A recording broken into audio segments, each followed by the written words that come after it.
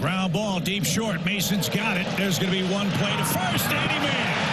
Great play, Mason Wynn. That's two excellent defensive efforts for the Cardinals. And this one on the ground, left side. Mason raced to the bag. Throws in time. What a play by Mason Wynn. One of his best of the year. Oh, the Cardinals defense has been outstanding. He got him. The calendar says it's June 15th, but tonight it's May 3. A complete game, one-hit shutout. What an evening for the Cardinals. What an unbelievable start last night for Dustin May. Alongside Alex and T-Bone, I'm BK. It's one of the best starts that we've seen by a Cardinals starter in recent memory. I mean, it's like last year, the start from Sonny Gray on the road at Cleveland, that one was special to be able to witness. He was unbelievable that night. This is up there with that.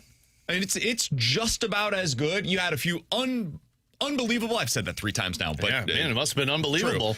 Pretty amazing defensive plays last night. Mason Wynn with the inning of the year defensively for any player in Major League Baseball. That double play. Whew. Yeah. I needed a cigarette and a sandwich afterwards. I know. I saw your tweet, Tanner. Calm down over there. That will be on his highlight package if Wynn continues to be here for the next 10 plus years. Oh boy. And has some big moments and ends up as a Red Jacket member. No, now we're going a little far. That will be on his highlight package. Yeah. Because that is so symbolic of who he is as a player. But last night was about Dustin May, so let's get back into that. His game score last night, Alex, was 93. For anybody unfamiliar, it's on a scale of 0 to 100. 0 is, my God, your team had no chance. 100, now it's like... 0 was Eric Fetty. Correct. That's what I was going to bring up. Last year against the Red Sox. Come on, he did. That's the kind of thing that you would expect to see for that. What was that start where, right before they DFA'd him, he went 2 innings? Who had a lower one game score? Eric Fetty or John Gant? Oh, it had to be Fetty. Oh, Fetty, yeah. All right, let's see. He didn't get deep in games. Game score for Fetty. Poor guy just throwing him under the bunch. 23 looks up 16. He had a 16 for the Cardinals. Yeah. That was we went 5 innings, he gave up 10 hits and 7 earned runs against the Pirates. It's not what you want. The start prior to that, he had a 17 game score. The way that it works is 16% of the time you would expect to win this game. It's kind of the way the game scores operate. Yeah, it's not great. That checks out for him, though. For context, last night, Dustin May had a 93 game score. 93 out of 100. The only starts in the last decade for the Cardinals that were higher on the game score rating. Sonny last year, the complete game one-hitter against Cleveland. And then Jaime Garcia in 2016 against the Milwaukee Brewers. This is one of the best starts, genuinely, that we've seen in the last decade for the St. Louis Cardinals, Alex. And it is so symbolic of what this season is. It's a guy that the Cardinals took a huge chance on. They were not sure what they were going to get this year out of Dustin May. He had the issues with his arm. He had the esophagus issue. And he's, I think, thrown more than 100 innings once in his major league career.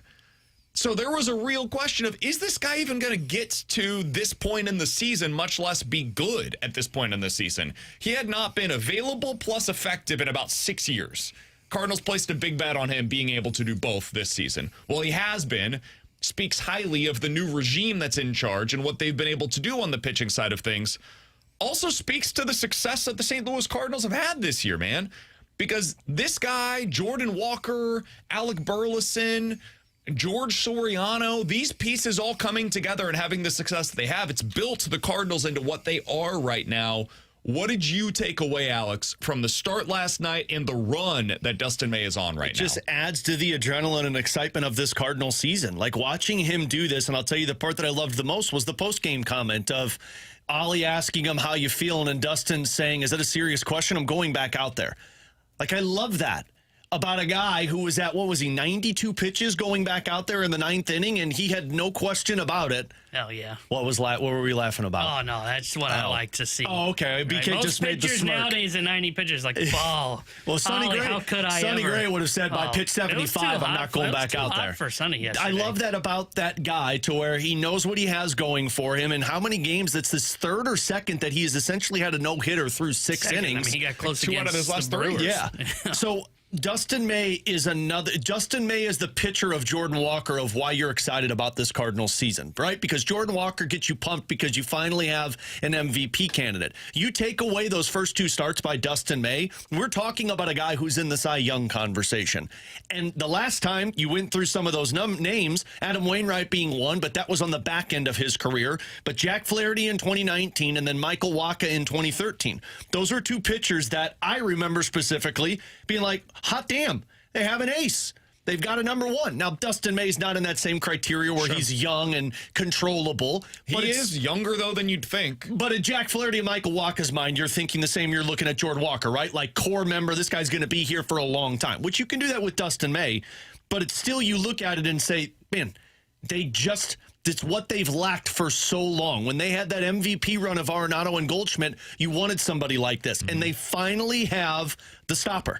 That when you turn to him, whether your bullpen, because remember, the narrative going into this series was your bullpen ished the bet against Minnesota. You know how you avoid that? Dustin May gives you 9. Yeah. So, like, you finally have a stopper, and it's great for the Cardinals, and it's great for Cardinals fans because it's what gets you excited. Dustin May's rankings among qualified starters in Major League Baseball since that 3rd start that Alex is referencing, because he was dog crap his first 2 starts. He'd tell you the same thing. Hell, he did tell you the same thing after that 2nd start.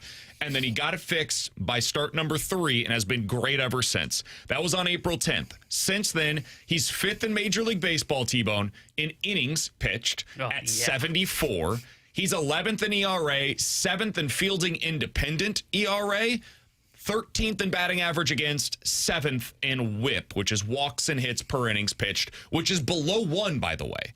It's a sub-1 WHIP over this stretch of time. Now, you want to expand that a little bit. Cardinal starters since 2018 that have gone at least 70 innings with a sub 2.5 ERA over any 12-game sample size in a single season. So basically, they went on a run similar or better to what we're witnessing right now by Dustin May. The list is Michael Wacha in 2018, Miles Mikolas, who's criminally underrated for what he was able to do in this stretch, 2018, 21, and 22 had something like this. Jack Flaherty in 19, the spot that Alex was just referencing. And then Adam Wainwright in 21, when we were like, oh my God, where would this team be without Adam Wainwright that season? He was amazing. And then Dustin May right now. So those are your pitchers. Mikolas, Wacha, Flaherty, Waino, Dustin May. That's the company he's keeping right now. That's the company he should keep, which is keep him around.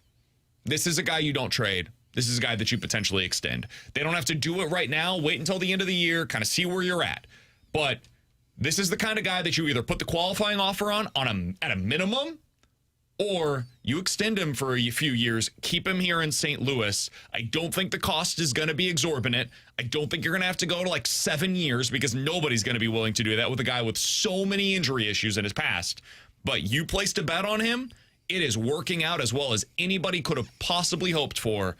This is not a guy that the Cardinals should be in the business of trading at the trade deadline. If you do, what's the point of even playing this season? You're in a playoff spot right now. The guy has been awesome for you. I don't know where this pitching staff would be without him, frankly. Keep this guy around. This guy deserves to be a St. Louis Cardinal beyond August 3rd. Yeah, I'm with you there. I think the way that he is pitching, I think people would be kind of... I think they overestimate what you would get for him in return because he would be viewed as a rental, and those guys just don't go for as much. But you're in the playoffs, man, and I've been saying this all along. What's the point of playing those games if we're just going to determine at the beginning of the year we're selling at the deadline? I think you keep him, and if I were to say, hey, Dustin May starts game 1 for you in a playoff series, you may not be favored in the game, but I like your chances, right? Like if you tell me this version of May's going up against Mizorowski, Sanchez, Yamamoto, he'll give you a fighting chance. And that's what you ask for in a playoff series and in a playoff game. So I'm with you. This is a guy that I'm not trading at the deadline. I don't care what the offers are. If you're in a playoff spot, this guy's going to be in this rotation at least through the end of the year. And then we can have a conversation in the offseason what we want to do. Do we want to extend him? What would that look like? And you know what? If we can't come to terms with an agreement, we'll just slap the qualifying offer on you since you're probably going to decide, you know what, I'm going to go get my bag in free agency. So there's no reason, in my opinion, for the Cardinals to look to trade him.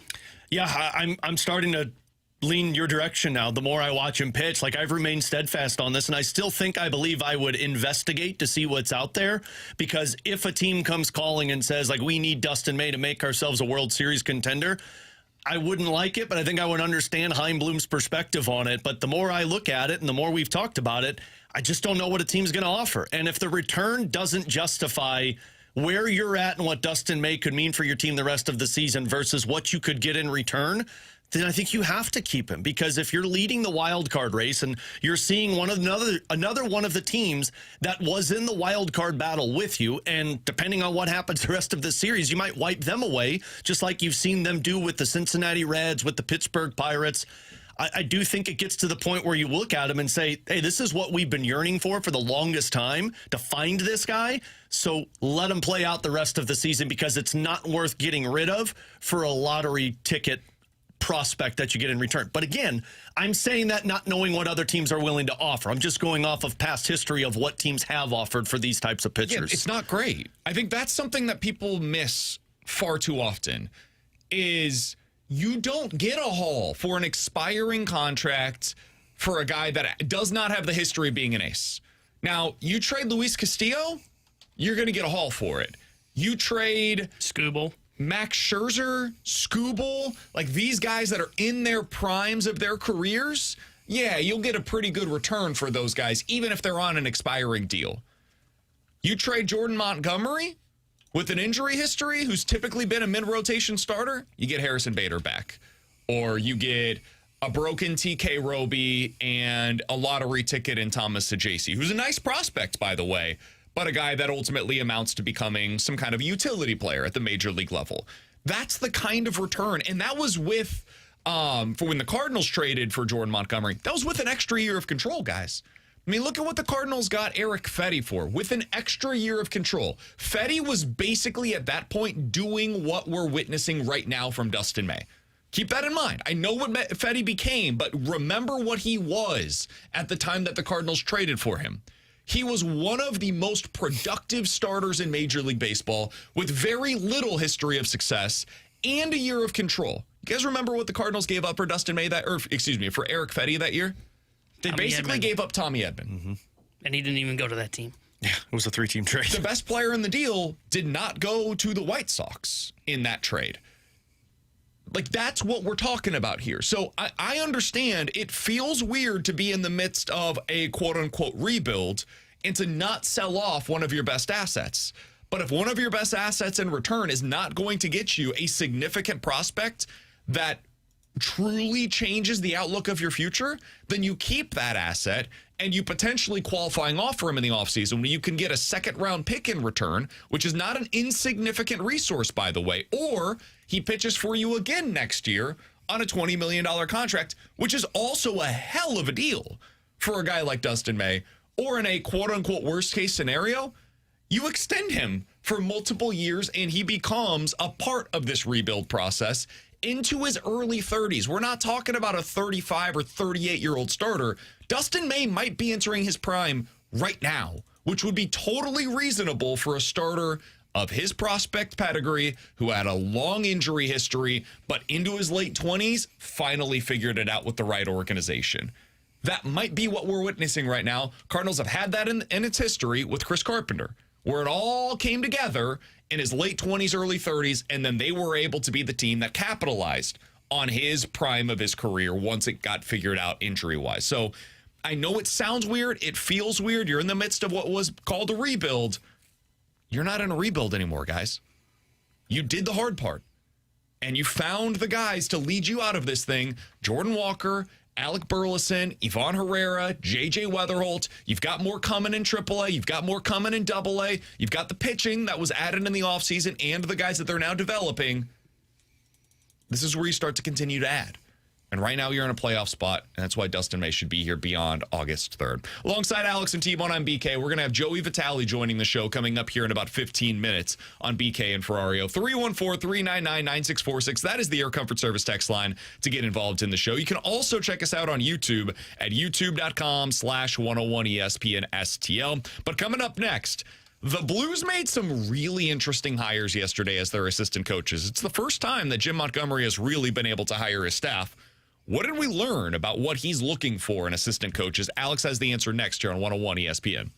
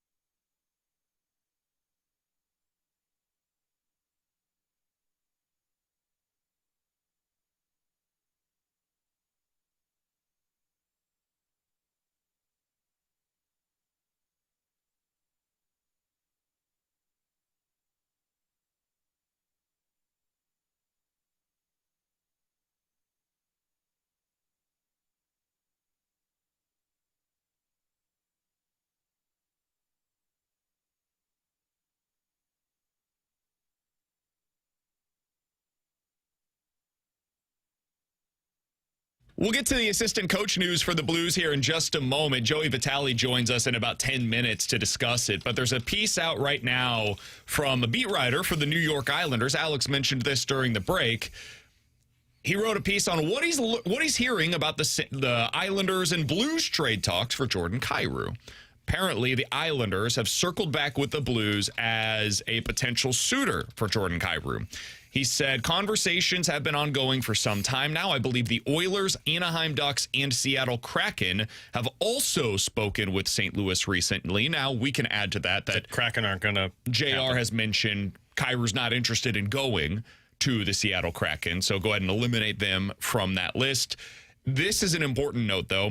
He said, quote, it's also believed that Kyrou would waive his no-trade clause to join the Islanders, which is notable considering there was little indication he had interest in moving during the season, end quote.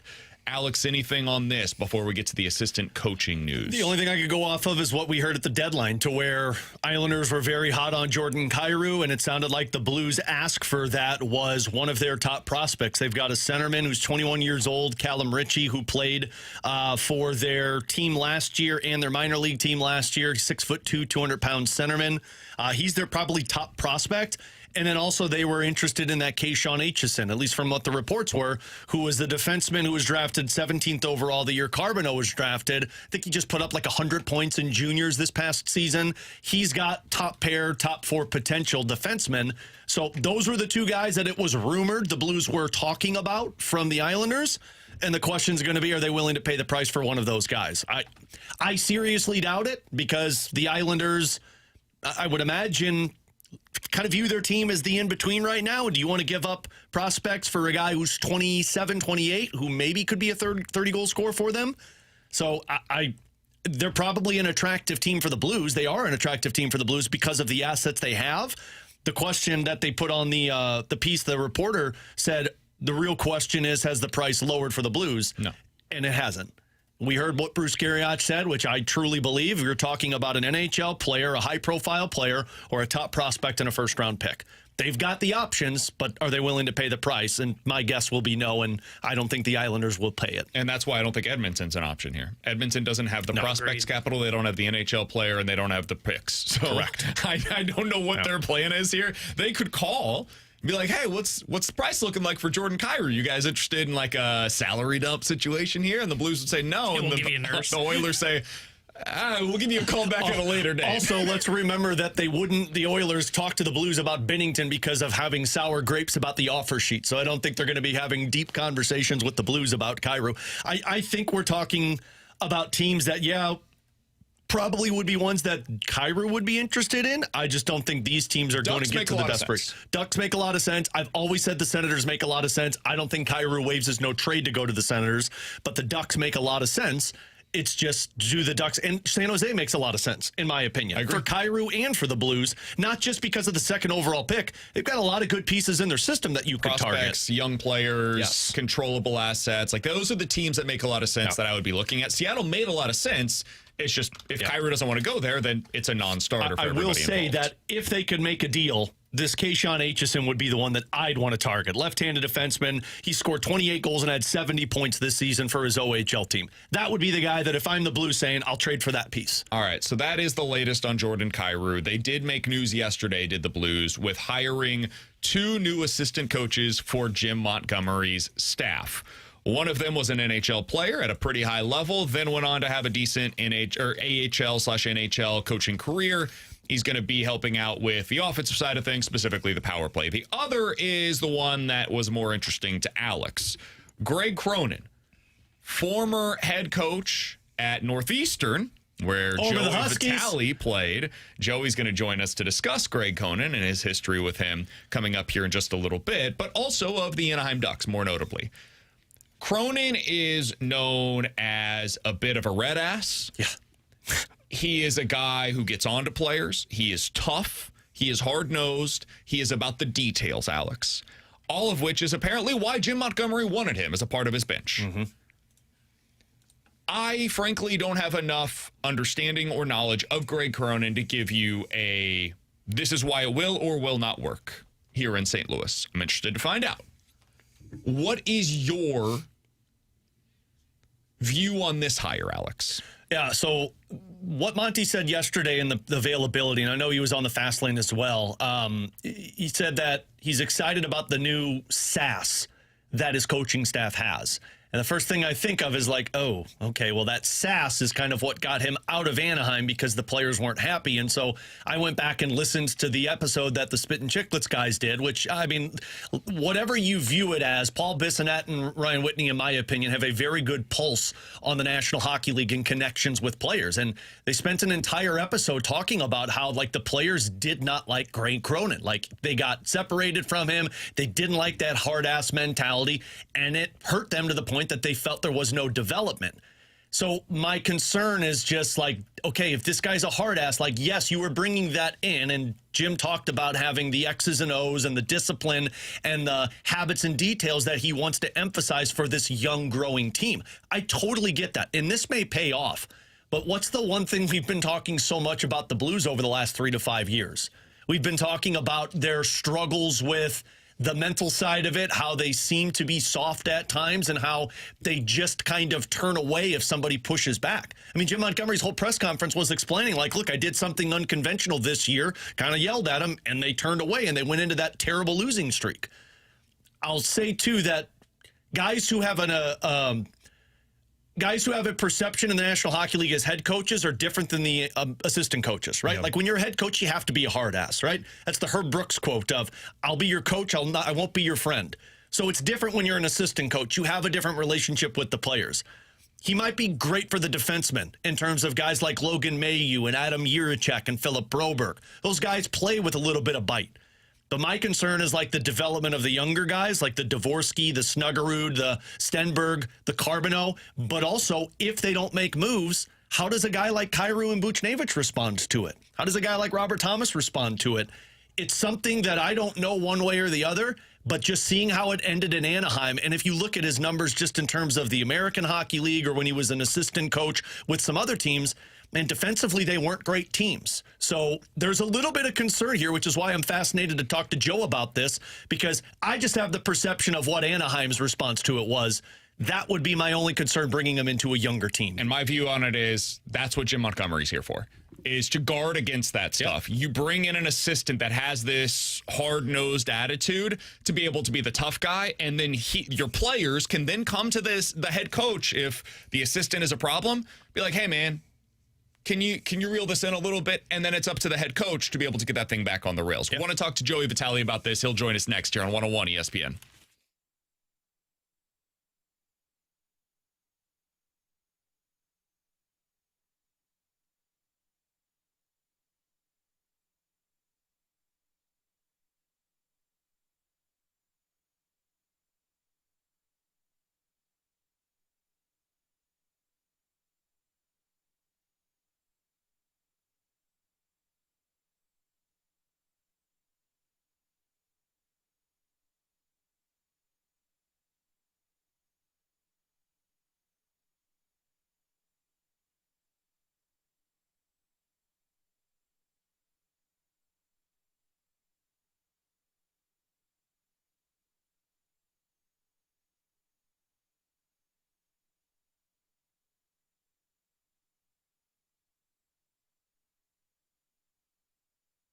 Alex Ferrario back with you to talk about my friends out at Classic Air Care, the HVAC company that has been making people comfortable since 1926. The number one thing that is so important when you have your HVAC system at this time of the year, when the summer heat really kicks in, is the maintenance of it all. Changing your filter, making sure everything's clean, getting all the dust out of there if it's an older unit. And if you do that, a 20-year-old unit can get you to 23, 24, 25 years, but it also needs the proper care. And that's what you get with Classic Air Care, because you've got technicians that have been doing this for 30 plus years, know the ins and outs of the older HVAC system, and can give you the proper answers on how to maintain that thing.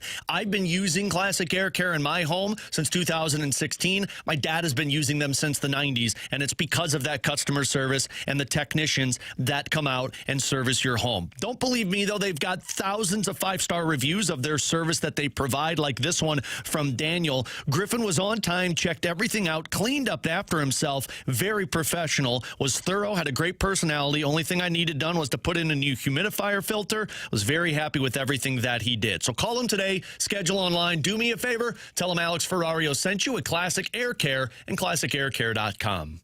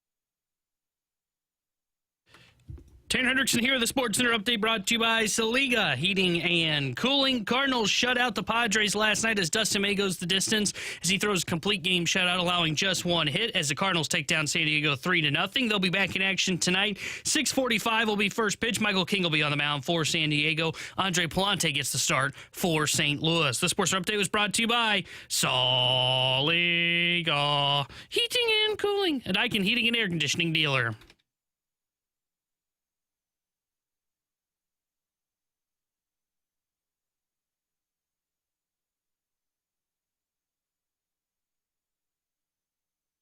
Alongside Alex and T-Bone, I'm BK. Happy to go out to the Kiley and Thompson hotline to be joined by our friend, Blues analyst for 101 ESPN. He's Joey Vitale joining us here on BK and Ferrario. Joe, it's been a minute, man. How you doing today? Joey! Hi, this is Joe Vitale. Oh, boys, I needed that Joey chant. I needed the positivity. I needed it. I miss you guys. It's been a minute, so we'll get into the news here in a minute, how are Joe. you, buddy? How's the offseason treating you, bud? Off season, so good. Gosh, so blessed. Kids are all doing great. Just life on the farm is good. Just a lot of family time and, starting to kind of ramp up some trips here now with all the little ones. But we did a quick little Disney hop, and then I just spent the last week with my extended family on my side, with my mom and all my siblings. We went down to Florida there for a week. So everything is settling in very nicely. But certainly miss talking to you guys and talking hockey. How many chickens you got now, man? Well, it's a plus and minus game. It's every day it changes, I feel like, Alex. We're always buying new ones, and we got a doggone hawk problem in Kirkwood. I got to start killing some hawks. I think it's illegal, so I think the Missouri department. Yeah, I think the Missouri capturing them and letting them go healthily into a farm somewhere. Correct. Yeah. Yeah. With my 22. Yeah, something like that. Something like that. God, I miss these conversations, buddy. So, Joe, hard right turn. Tonight's my first night going to ice skating lessons with little guy Luca. Oh, boy. Don't go. Turn away. Run away. Any advice? He just gave it to you. Run away. You know what? Joe Buck, Andy Strickland interviewed him during one of the games this year, and I love Joe Buck's honesty.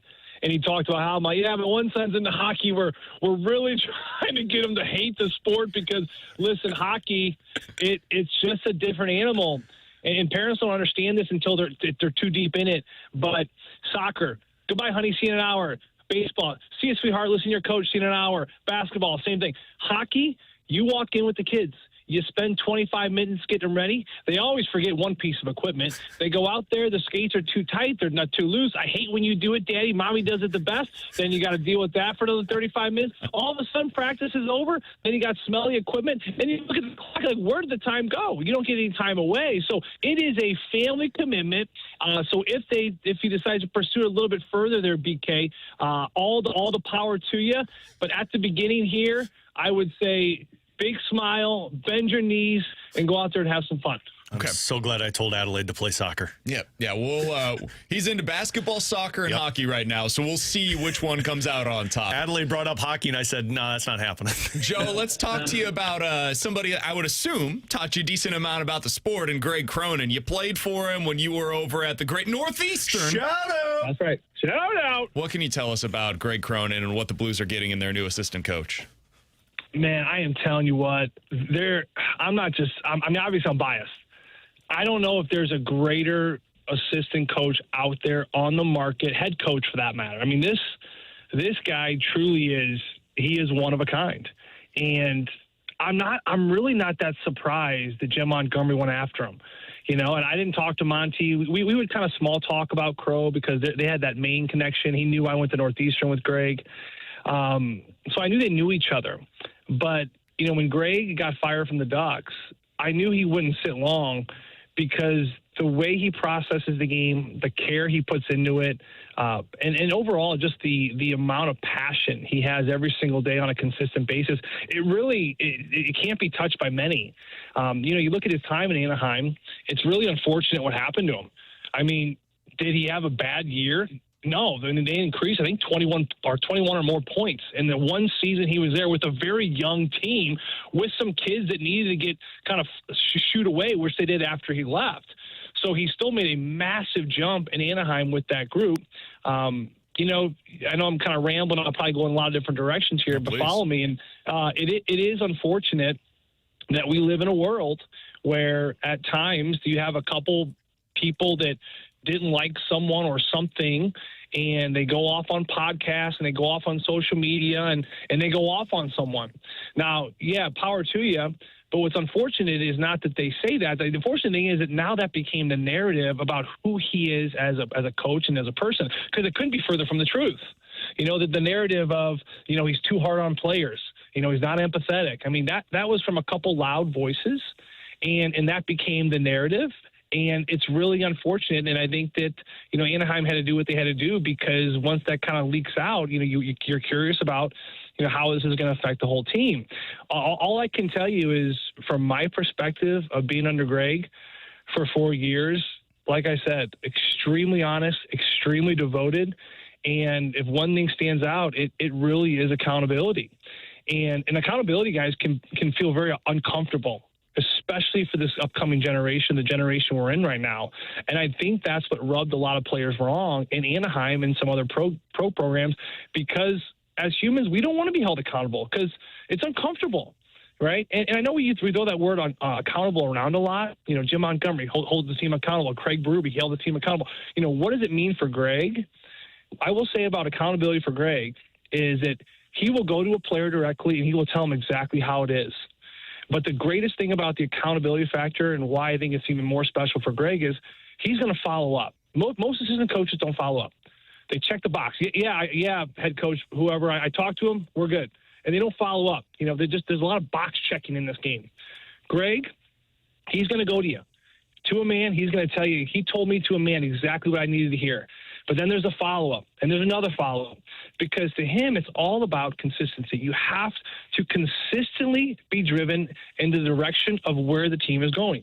And if you have any passengers, he's going to pull you aside, and he's basically just going to tell you, you're a passenger right now. You're a passenger, and we need you to grab the rope. And he is going to stay on it until it changes. Now, BK House, players don't like that. Humans don't like that. We don't like to be held accountable. And I think that's where this narrative had gone sideways for Greg.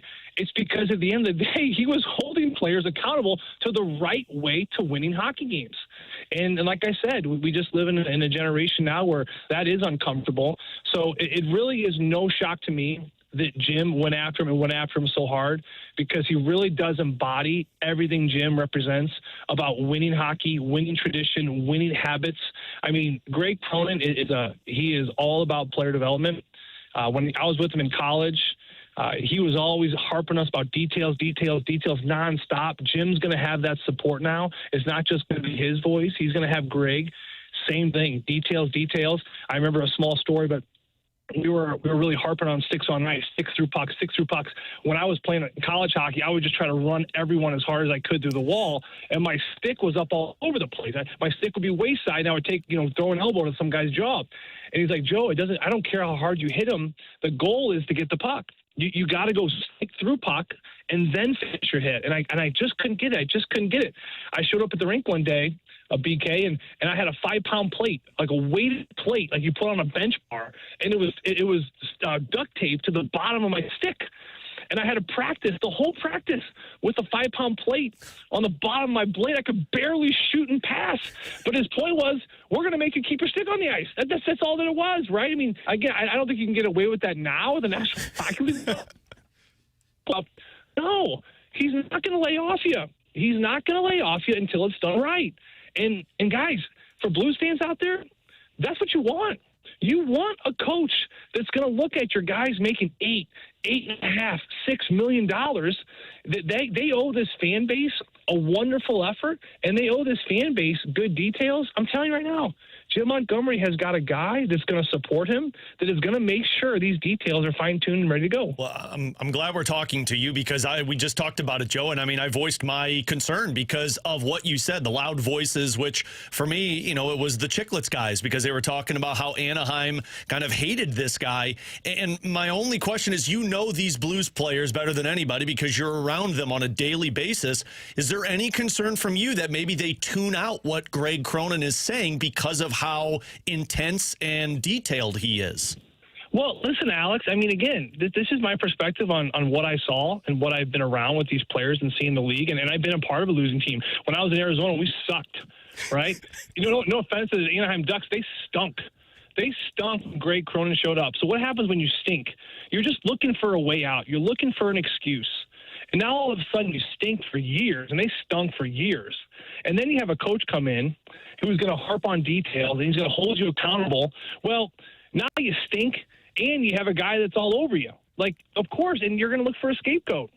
Right, and I don't think it was the whole team. I think it was a couple the loud veteran players there. They're no longer there. That made us think about it. And they had some buddies on obviously a high-profile podcast, and a couple people have stories, and those stories went viral, and it created this narrative. But I'm telling you, it is such an unfair narrative where, now that I'm talking to some people that have reached out to me about him getting the job, and I talked to a kid from St. Louis just yesterday who talked about what Greg has taught him to be a father, to be a person. No one in his whole life has taught him these lessons. I mean, that's the type of impact, Greg is going to have. It's no different. I'm driving down the highway now. I literally just drove past a truck, Alex. It said, "How's my driving? Call this number," right? Now, does anyone ever call that number and say, "Hey, trucker 2929 just used his blinker. He's acting safely on the road. Yeehaw!" No. You don't call the trucking company to say he's doing a good job. You call when he screwed up and cut you off, right? So it's kind of the way it is with the world. It's like the loud voices, the squeaky wheel gets the oil. So I understand some people have had bad experiences with them, and you know what? They're probably true. I hated a couple of my coaches. I really did. But it wasn't the full narrative. That's who he is. So I think to keep all this in context, and at the end of the day, it really comes down to one thing. Do you trust Alexander Steen and Jim Montgomery that they are going to do their due diligence and all their homework? I mean, guys, it's been months of them looking for a coach. Do you really think they're going to settle for anything less than the best? I mean, that in itself right there should really try to tell people what this narrative is all about, because to me, it's just not true. All right, Joe, we'll get you out of here on this. Joey Vitale, our guest on 101 ESPN. Appreciate all the insight into the Blues assistant coach, Greg Cronin, who you have Cronin, who you have a lot of experience with from your time at Northeastern. If I set the over-under on Blues players from the roster last year that are traded before the start of next season at 1.5, what are you taking, the over or the under before the start of next year, Joe? I'm going to take the under. Yeah, I'm going to take the under. I think that, one big move might be in the works, BK. I don't know. I see when this team is good, gosh, they are good. And when they're all clicking, it is a scary, scary group. So to me, I don't know if massive changes need to be made at this point, because especially in that second half, like the last two seasons, guys, it's just untouchable. It's just like every night for 2-3 week stretches in a row, you're like, oh, we're going to come back, we're going to win this game, we're going to figure it out, and they're just going to get that much more experience and that much older. I think we just have such a coveted piece in Joel Hofer. I just think this kid is just the truest of studs, and I think there's been a lot of learning lessons this year for the group in front of him. I think that the big three, if you will, between Thomas, Kyrou, and Buchnevich, all of them had some bumps this year. I love bumpy seasons, because one way or another you're going to find out what this player is made out of. And I truly believe that all three of them are going to bounce back and have a much better year offensively. I mean, if you increase 15, 20 points per, if you get Kyrou back to that 30-plus goal platform, maybe 40, Thomas can touch close to 90 points. I mean, BK, you're talking about a difference of 5, 6, 7 more wins. Then you're in a playoff spot. Then you're in the middle of the pack. So to me, I like this group. I'm sold on this group. Maybe a move here, a move there. I think we need a little bit of personality, kind of like a Delorier, Olivier type of just energy and nastiness. It's going to kind of bring everything together. I think that that's something they need to go grab. But outside of that, I think that the biggest piece that they've already resolved is now the assistant coaches. Jim Montgomery's got some really, really great support around him. And finally, he's got his guys.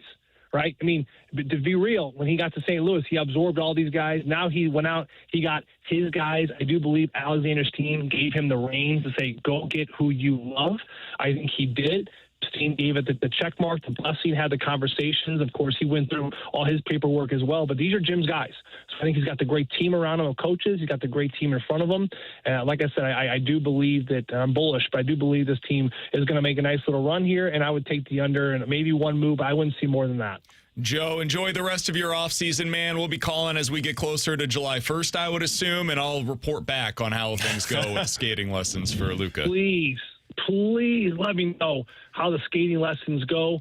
Make sure he smiles. Make sure he enjoys it. Go get some ice cream after. Make it a wonderful experience for all you parents out there. Make these sports an enjoyable experience for your kids. I screwed up enough in my life. Let's go out there and have some fun. You're the best, man. Appreciate the time as always. See you, bye. See you, buddy. Got it. That's Joey Vitale joining us here on 101 ESPN. Appreciate his insight into the Blues assistant coach, Greg Cronin, who is now going to be joining the bench. It sure sounds like he was the primary ad, by the way. In hearing Jim Montgomery talk yesterday, it sounds like he focused first on getting Cronin, and then he decided, okay, if we can get him, what are we now missing, which was the offensive offense. assistant that can help them on the power play. Yeah, and Monty talked about that yesterday, too, in his availability of, they have the connection from Maine, but he pointed out that, Greg Cronin was kind of the guy that kind of engineered the start of the USHL, which a lot of top players have come out of to get to the National Hockey League. So that's the one thing Joey mentioned there is this guy has a background of working with a lot of high-profile young players that made their way to the NHL, and that's what Jim Montgomery really emphasized on. You're with younger players, and how can you make that successful like the Blues have? Derrick Goold joining us in the 12 o'clock hour. We want to hear from you. 314-399-9646 is the Air Comfort Service text line. We will get to questions and answers coming up next.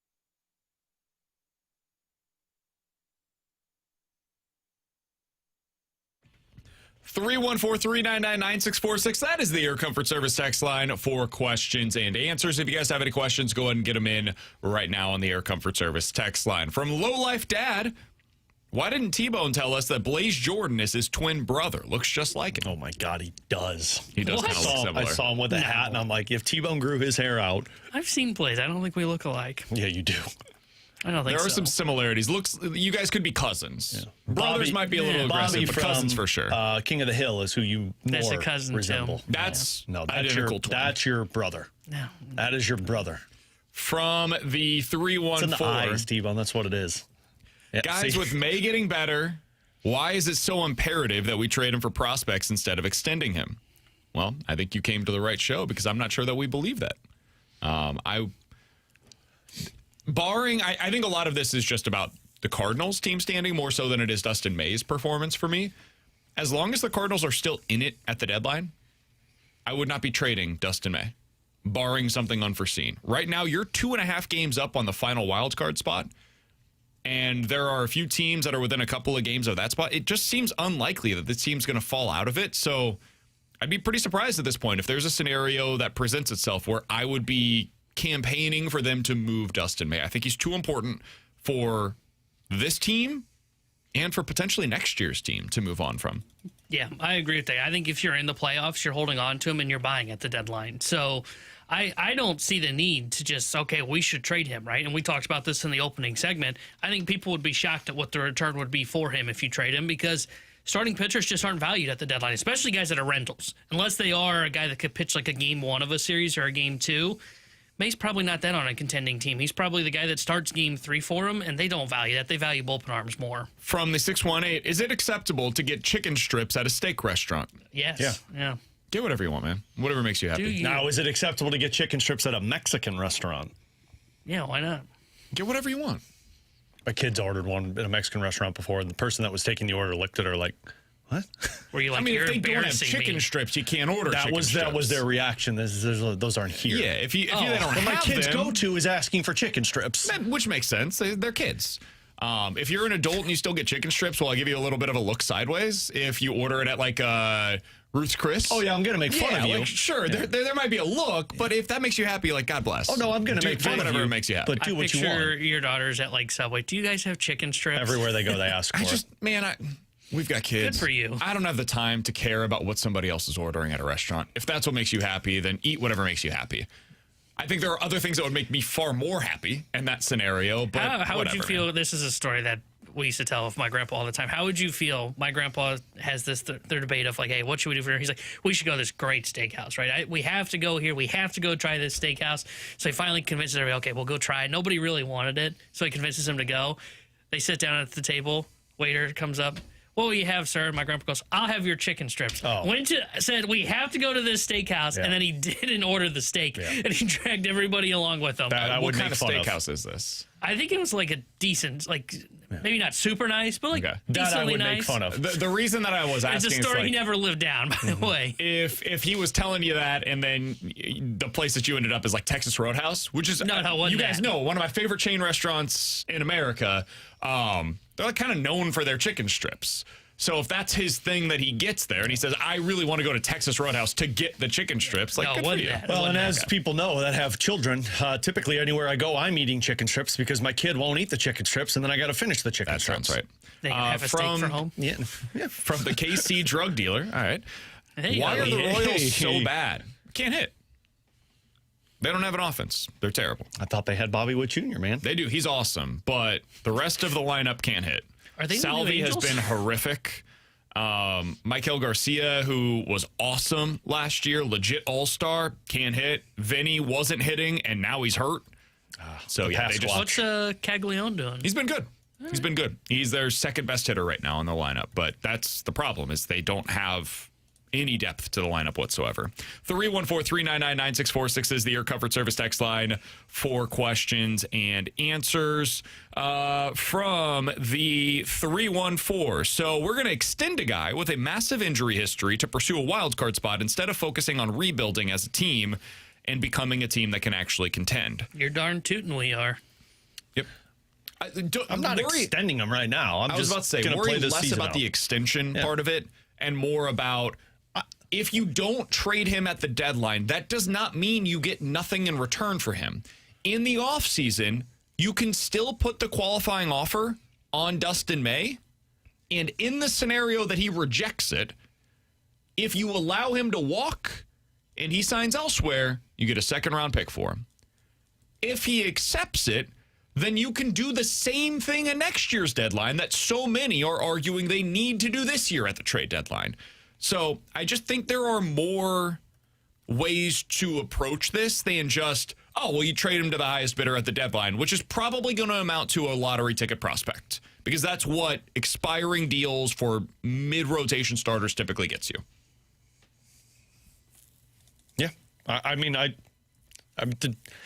think we're all on the same page, and I just think we're kind of saying the same thing over and over for people. But I understand he's a polarizing conversation right now, but there's no reason to extend him. There's no reason to trade him unless you're getting a significant return for it, which in retrospect means we're going to just finish the season out and see where this goes with Dustin May. He's Alex. That's T-Bone. I'm BK. In 15 minutes, we'll talk with our friend Derrick Goold, Cardinals beat writer for the St. Louis Post-Dispatch. We'll ask him his thoughts on the decision that looms for Dustin May trade him. Coming up here in about 15 minutes. But next, the bottom half of the Cardinals order has completely changed the look and the feel of the Cardinals lineup right now. We'll tell you about it next here on 101 ESPN.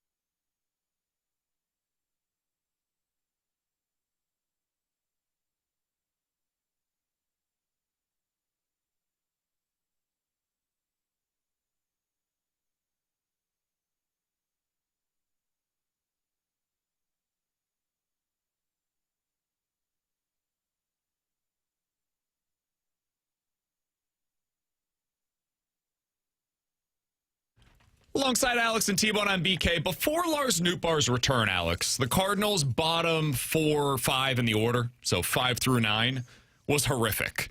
On the season, they were batting .218. They had an OPS of .618. That was 29th in Major League Baseball. The only lineup that had been worst, 5 through 9, was the Philadelphia Phillies, who were also being carried by their top 4 at that point in time, and their pitching, frankly.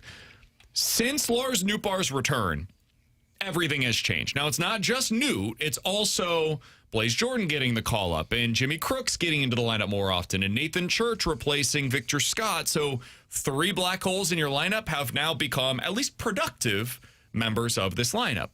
And honestly, you can go ahead and throw in Nelson Velazquez into this mix as well, who's really helped with some added pop.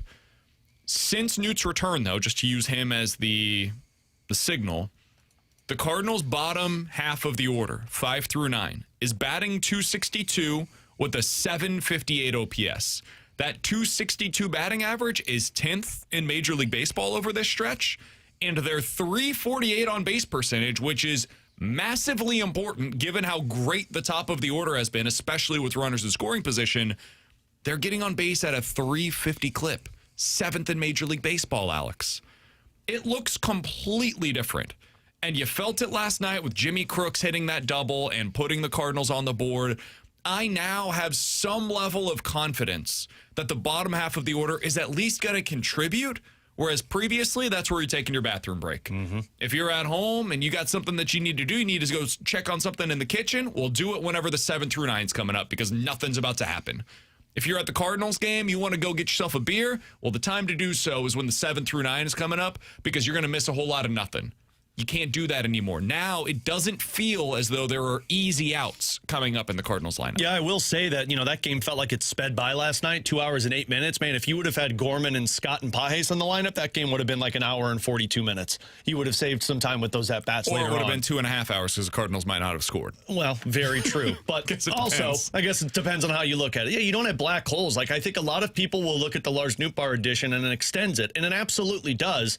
But just as much as I will credit Lars Nootbaar for fixing it, I also give credit to Blaze Jordan and Nathan Church, because that was the 2 spots that Nolan Gorman and Victor Scott that were in. And not only were you ending innings that may have been built up thanks to Jordan Walker or whomever is hitting after that, but you're also killing any momentum for guys like Weather, Holt, and Herrera and Burleson. And now I've got Pop at, I guess if you want to look at it with Weather, Holt, I've got Pop 1 through 4. Lars Nootbaar provides that, and now you've got Blaze Jordan and Nathan Church who provide that. So not only do you eliminate the black holes that were there for you, but now I look at 7, 8, and 9 and think, damn, if they can get on base, well, now you're talking about an inning that is just going to blow up for the opposition, which does a lot of things. 1, confidence level for your offense, but 2, it puts some wear and tear on the pitching staff, which means you're getting to the bullpen faster. So the additions of Church and Jordan on top of Nootbaar's return and even Jimmy Crooks, who had that big double last night, that's what this Cardinals lineup was lacking, just eliminating those dead spots in your lineup. And also, they just have so many more options. Mm-hmm. Like, you get to the late innings, and if there was a righty starter on the mound and a lefty comes in, well, Jimmy, you have opportunities to bring in a right-handed bat. Now, Nelson Velazquez is waiting. You've got guy like Jose Fermin waiting on the bench, or if the alternative happens and you've got a lefty on the mound and a right-handed pitcher comes in, like, you've got alternatives to go, and there's just better options for Ollie Marmol to manage the way that I think he's kind of always wanted to manage, with this flexibility. Now, you have a top 4 that you believe in, but everything else, those are your movable pieces. Where the Cardinals got into trouble is when, like, you're platooning the 3-hole. That's not ideal. But if you can platoon somebody that's batting 7th, that's a really good spot to be in. And if you've got legit damage coming off of your bench from either the left or the right side, or you've got a certain scenario that's coming up, you've got a runner on third, fewer than 2 outs, lefty just came in on the mound, and you've got Blaze Jordan that's coming up to the plate. Well, Jose Fermin's the guy that I want in that spot, because he's going to put the ball in play and he's going to get that runner in from third base, right? If the exact opposite scenario, and I've got Jose Fermin in, and I need that runner to score from third, and suddenly a righty comes in. Well, I trust Brian Torres to get that guy in, and he's probably on the bench that day. So I just feel better about their options late in games. I feel much better about their ability to put up consistent at-bats early in the games as the starter is in. It's just a more cohesive offense. And it sucks that we're saying this, and it came at the expense of Victor Scott and Pedro Pajes and Nolan Gorman, but this is supposed to be a meritocracy. That's what pro sports are all about, is if you're not getting the job done, we'll find somebody who can. And for a long time over the last couple of years, it didn't always feel that way. Kind of felt like, all right, well, these guys are on scholarship. They're making big money, or they're high-level prospects. We've got to give them every opportunity to succeed, even as they're going through month-long dry spells. That's not the case this year. Sure, it feels a lot different in that regard, and they've found some legitimate alternatives to guys that weren't getting the job done. Yeah, and in the lineup, it didn't need, we would talk about this when it was just Newbar that we were focused on, but I mean, it holds up for all these guys. The lineup didn't need a savior, it just needed some boost at the bottom, right? Because like you look at it in center field from Church to Scott, it's a 39 OPS plus improvement. You know, that's 39 points, and that's saying that, well, Church is still below league average offensively. At the catcher position, it's 11 points so far between Crooks to Pedro Pajes. It's too early to judge what third base will be, but if you can get about a 10 to 20% boost in terms of the OPS plus from that position, that just significantly helps you. And again, that's not the area of the lineup that will save you. But this lineup didn't need saving, right? The Padres lineup's the one that needs saving. Yes. When your top guys aren't hitting in that 1 through 4 spot, you're basically just bleeped. What this lineup needed was just some help at the bottom, right? Can you be close to league average while then also giving us decent defense? And that's what they've gotten from all these positions where they've been trying to make these changes. Honestly, the biggest thing was just get on base. Just give them opportunities with runners in scoring position, because the guys at the top are taking advantage.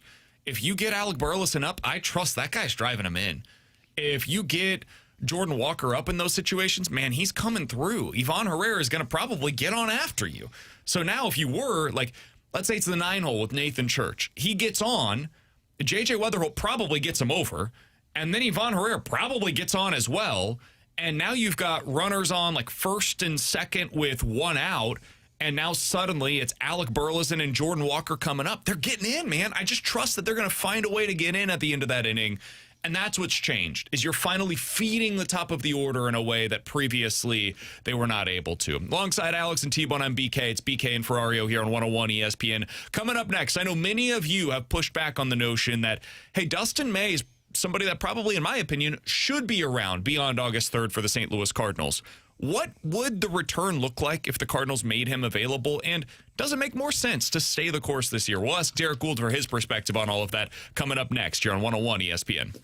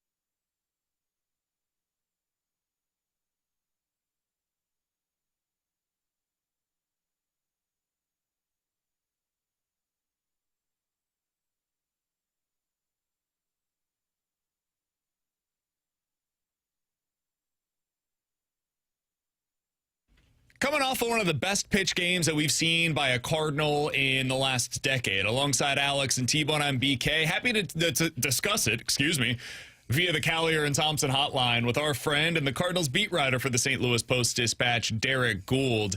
Derrick, you've seen a lot of starts by players in a Cardinals uniform. That one had to be up there for you. What was your impression of Dustin May last night?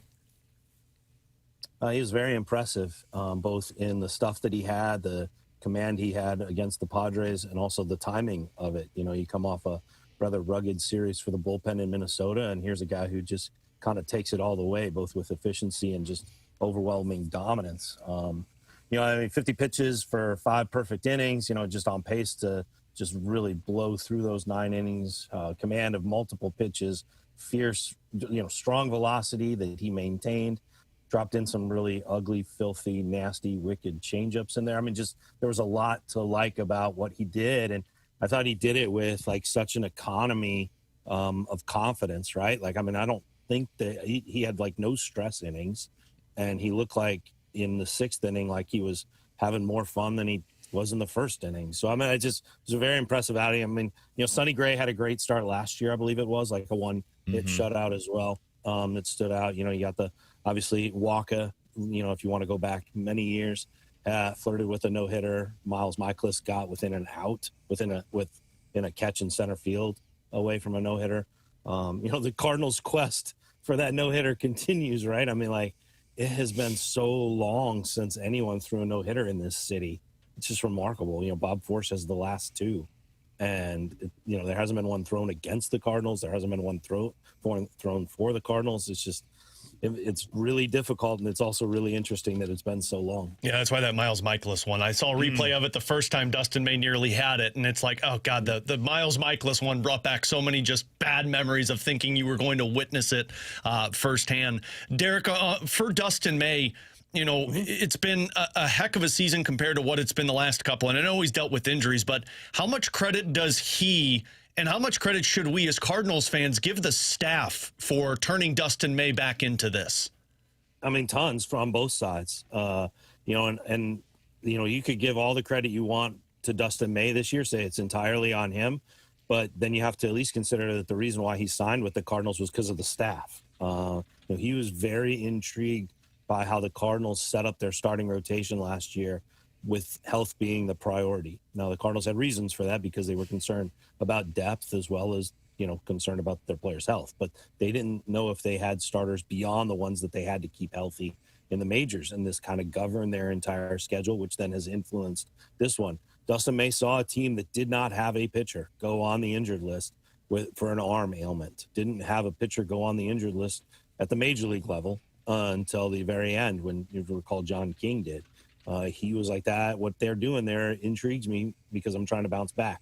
So you have to give credit not only for what the staff has done with Dustin May, but the reputation that they had to just entice him to begin with. And when they spoke with him as a free agent, they presented a plan to him, said, here's how we're going to get you stronger and get you right and give you the best chance, because this team has different priorities than push to win, and that urgency that creates some urgent decisions. They could afford to give him the calendar. They're like, okay, this is going to prioritize your performance, and you're not only going to get healthier, or you're not only going to stay healthy and feel strong, but you'll also get better as the season progresses. And he was really intrigued by that, and you see now how that is playing out. It is pretty remarkable. I'm glad you brought this up. I see other teams fumble and fidget and wonder and struggle to come up with ways to keep pitchers healthy and performing well. And pitching is a violent act, and it invites injury. We all know that, right? But what Dusty Blake and the crew have done there is they've really set on something here that we're going to see copied elsewhere. I saw something the other day that the Cardinals have lost fewer games due to injury for their pitchers than any other team in Major League Baseball over the last few seasons. And Derrick, I struggle with this because some of that is probably them leaning on stabilizing forces in the rotation, right? Like you go sign Lance Lynn and who was the other one that offseason? Kyle Gibson. To come in and stabilize things. They're known as consistency. Sure. So some of it's probably that, but now you look at it this year and it's it's a decent amount of young guys. It's Dustin May. It's not exactly guys known for stability in the same way. So at this point, is it fair to say the Cardinals have found something here that allows their pitchers to stay healthy, or is it still too early to give them that credit and say, hey, maybe there's some good fortune going on here? What do you make of this? Oh, I don't think it's too early, and I don't think it's time. I think it's late. I think that should be said. I mean, I think it should have been said last year. I mean, I heard it from other teams. I heard it from pitchers who were going through it. I heard it from pitchers who were watching it. I mean, the Cardinals, and also, credit to the Cardinals in talking to folks like me and being willing to explain it, because, I've had conversations with Dusty and Ollie a lot over the last 18 months, 24 months, about how to better understand what they're doing with starting pitching, so that I don't just rely on the old ways to judge it, in the sense that, like, and I've talked to the pitchers about this too, is like, five and dive used to be something that you would say to insult a starter. And here they were being scripted for 5 innings, and how to reconcile that, right? Like, how do I, as a writer, fairly cover that? Because, it wasn't too long ago when you're like, man, this guy needs to give the team more. Well, it's very difficult for a pitcher to give a team more when the manager's there meeting him on the mound saying, you've given us enough, right? So I've talked to them a lot about that, especially over the last year and then going into this year. And they have been, I hope, I've been able to convey it in the coverage. They've articulated their purpose and their plans, and the numbers don't lie. Now, look, flukes happen, right? Ligaments give out. You can't control all this. Steven Matz, years ago had an injury where, he took a wrong turn, not even pitching, but fielding, and his knee gave way. Dobbins with the Red Sox last year. Heck, you go back to the last time the Cardinals really seemed to have a shot in the playoffs, right? And it was Ryan Helsley who jammed his finger, of all things, trying to make a fielding play in Pittsburgh. One of the great what-ifs in recent Cardinals memory, Derek. Yeah, sorry for causing chills on this Tuesday morning to everybody out there. But, I mean, that happened, and then his finger started stiffening up in the playoffs, and things were never the same for the Arenado Goldschmidt era of the Cardinals. I mean, it's just, so flukes happen, right? You can't protect against everything, and they're not going to put pitchers in bubble wrap and all this stuff. But there is something to this schedule. There is something real, and it's got attention, and it goes back to last year. Miles Michaelis talked about it. Again, Dustin May heard about it, knew about it, and asked about it. Other pitchers have as well. I've been asked it by folks on other teams about what they're doing, how they set it up, how do they look at the roster, right? I've also been asked the counter of it too. Does that put too much strain on the bullpen? And you could make that argument, right? And what does that cost if you have an inflexible bullpen, i.e., making the trade for George Soriano and Andre Gania? I mean, everybody at the time, that trade didn't get a whole lot of attention, and now there's like some folks who like, well, why were you guys so like confused by it? Well, Gania had options, and if they were going to do a bullpen churn to protect these starters, he made more sense. But they went with stuff over flexibility, and they got George Soriano. So, I mean, all these things are related, and it is, I think it has people's attention. I cannot stress that enough. Especially, the Athletic did an audit of organizations overall, and the Cardinals were the team that had the fewest days missed to injury of any. They were the only team under 20,000 or under 10,000 when it came to days missed to injury. And while, yes, some of that is who they choose, and some of that is the number of teams they have, and some of that, is, the fortune. I mean, you have to be lucky to get through that. But a lot of it is planning and protection. And if you want to distill it down, it's the fact that the Cardinals treat April like spring training, not from a competitive standpoint, but from a building pitching standpoint. Dusty and others have said most injuries happen in April. Avoid them then, and see where it takes you in August and September. Does that make the Cardinals more of a desirable destination than, Derek? I mean, winning, of course, is what will do it, but if pitchers... Money. Okay, money also, not just the T-Ravs and the free zoo, money as well. But just from a pitcher perspective, if a guy's looking to kind of get back on the right track, does that make St. Louis a destination in terms of free agency? It could start to be. I mean, that could be what, Dustin is, right? He could be the canary that calls others, right? I know that's kind of a mixed metaphor there, but he could be the one that, like, look, I went there to get my my career back and to prove that I was healthy, and not only prove that I was healthy, but prove that I could also get the stuff back that he had. That's something that he's talked a lot about was that, his stuff just isn't the same as when he was a high-flying prospect for the Dodgers. But could he get there, or could he make something new of what he does have at this point in time? He's the guy who came here for that. If he leaves here and talks about it elsewhere, it already has other folks' attention, and then the people will start looking at it. And that's not a bad place for. I mean, the Brewers do that, right? The Brewers are appealing, for players who want to or pitchers who want to go and learn a changeup and get kind of in their development system. They see what's going on there, and so it's not a bad place for a market who needs to maximize the dollars spent on pitchers to be a place where folks go to bounce back and make bigger bucks elsewhere. Derrick Goold joining us here on 101 ESPN. That gets us to the next line of questioning for you, which is Dustin May. We've been talking about this. It sounds like I'm on trial. Yeah. Line of questioning. Yeah. Well, we've talked about this a lot today with Dustin May. People want to trade him, Derrick. There's a decent segment of the audience that's like, hey, the plan this year was to rebuild. The plan was to cash in on all of these assets. You should continue to stick with that plan, even as Dustin May is pitching well in the Cardinals right now. If the season were to end today, it doesn't. But if it did, they would be in that top wild card spot. I am very much in the line of thinking of like, hey, if you don't adjust your plans based upon the standings, then why play the games? What's the point of any of this if not to try to win?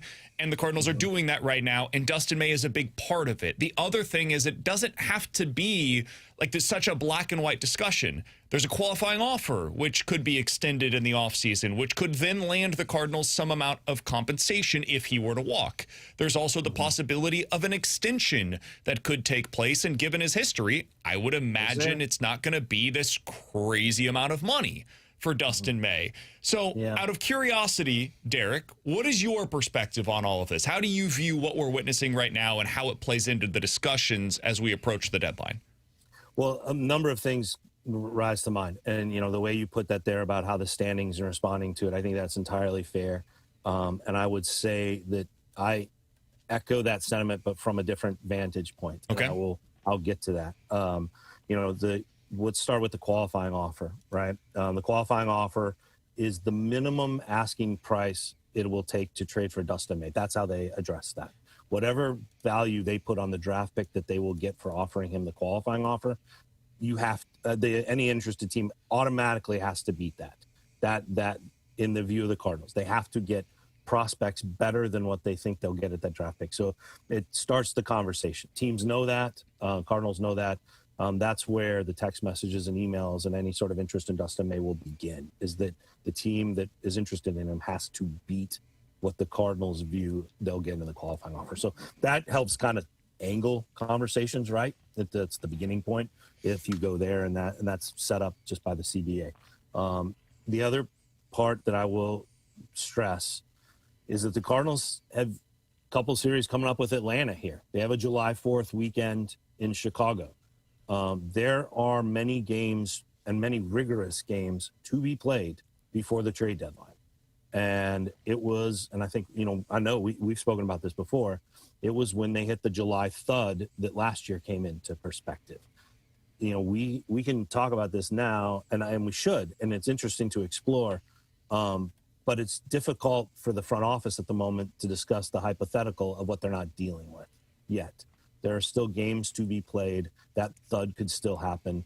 They could rise in the standings. They could be 10 above and not be a question. But this rigorous schedule ahead at least gives us time where we can discuss it and kind of play, debate it and explore it and everything like that. But it's not really facing the front office just yet. They have games yet to be performed, which brings me back to the standings. And I take it from the fan standpoint. Because I'm very interested in the subplot. I think we all know the story of how a team rebuilds, either successfully or doesn't. We can see that in the results on the page. I think the Cardinals are in a far more compelling narrative with how do they rebuild their feelings of the fan base. This was such a strong, devoted, amazing baseball city that filled that ballpark long before tops off. And how do they get that back? I think that's a real challenge, whether you want to talk about because of the economy, because of the diversity of entertainment, because of the options out there, because of gas prices, and because the Cardinals are a regional team. However you want to look at that, it's such a compelling subplot to this. And that's where I come at it from the standings and the trade deadline, is the message to fans. I mean, imagine if they fall in love with this team, and on April 3rd, they're at the Bronx against the Yankees. This is not the team they fell in love with. Why come out in September?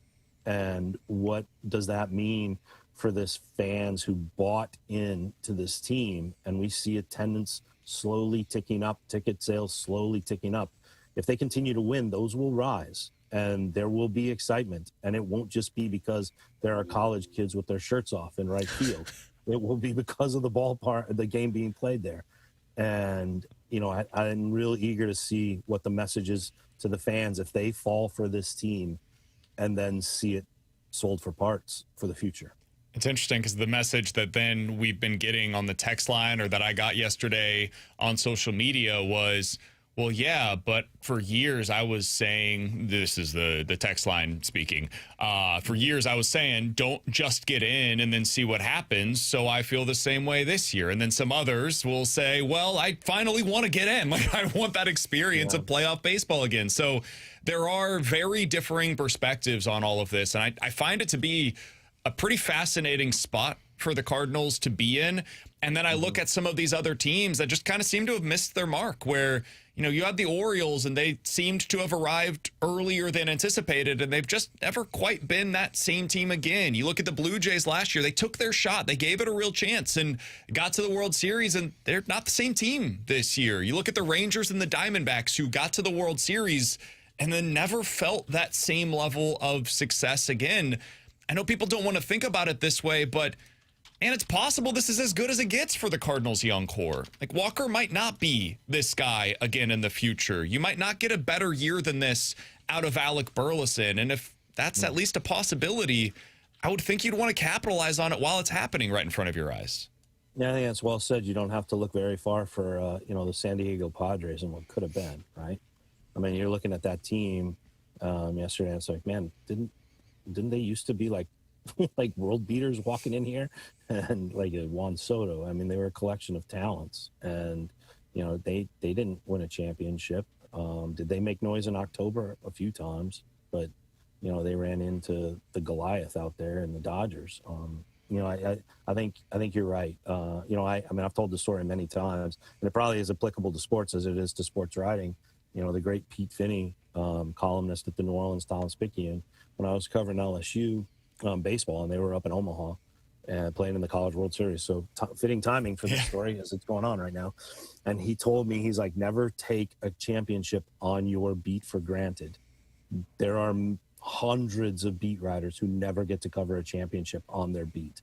Never take it for granted and write the heck out of it. I don't think he said heck, but write the heck out of it.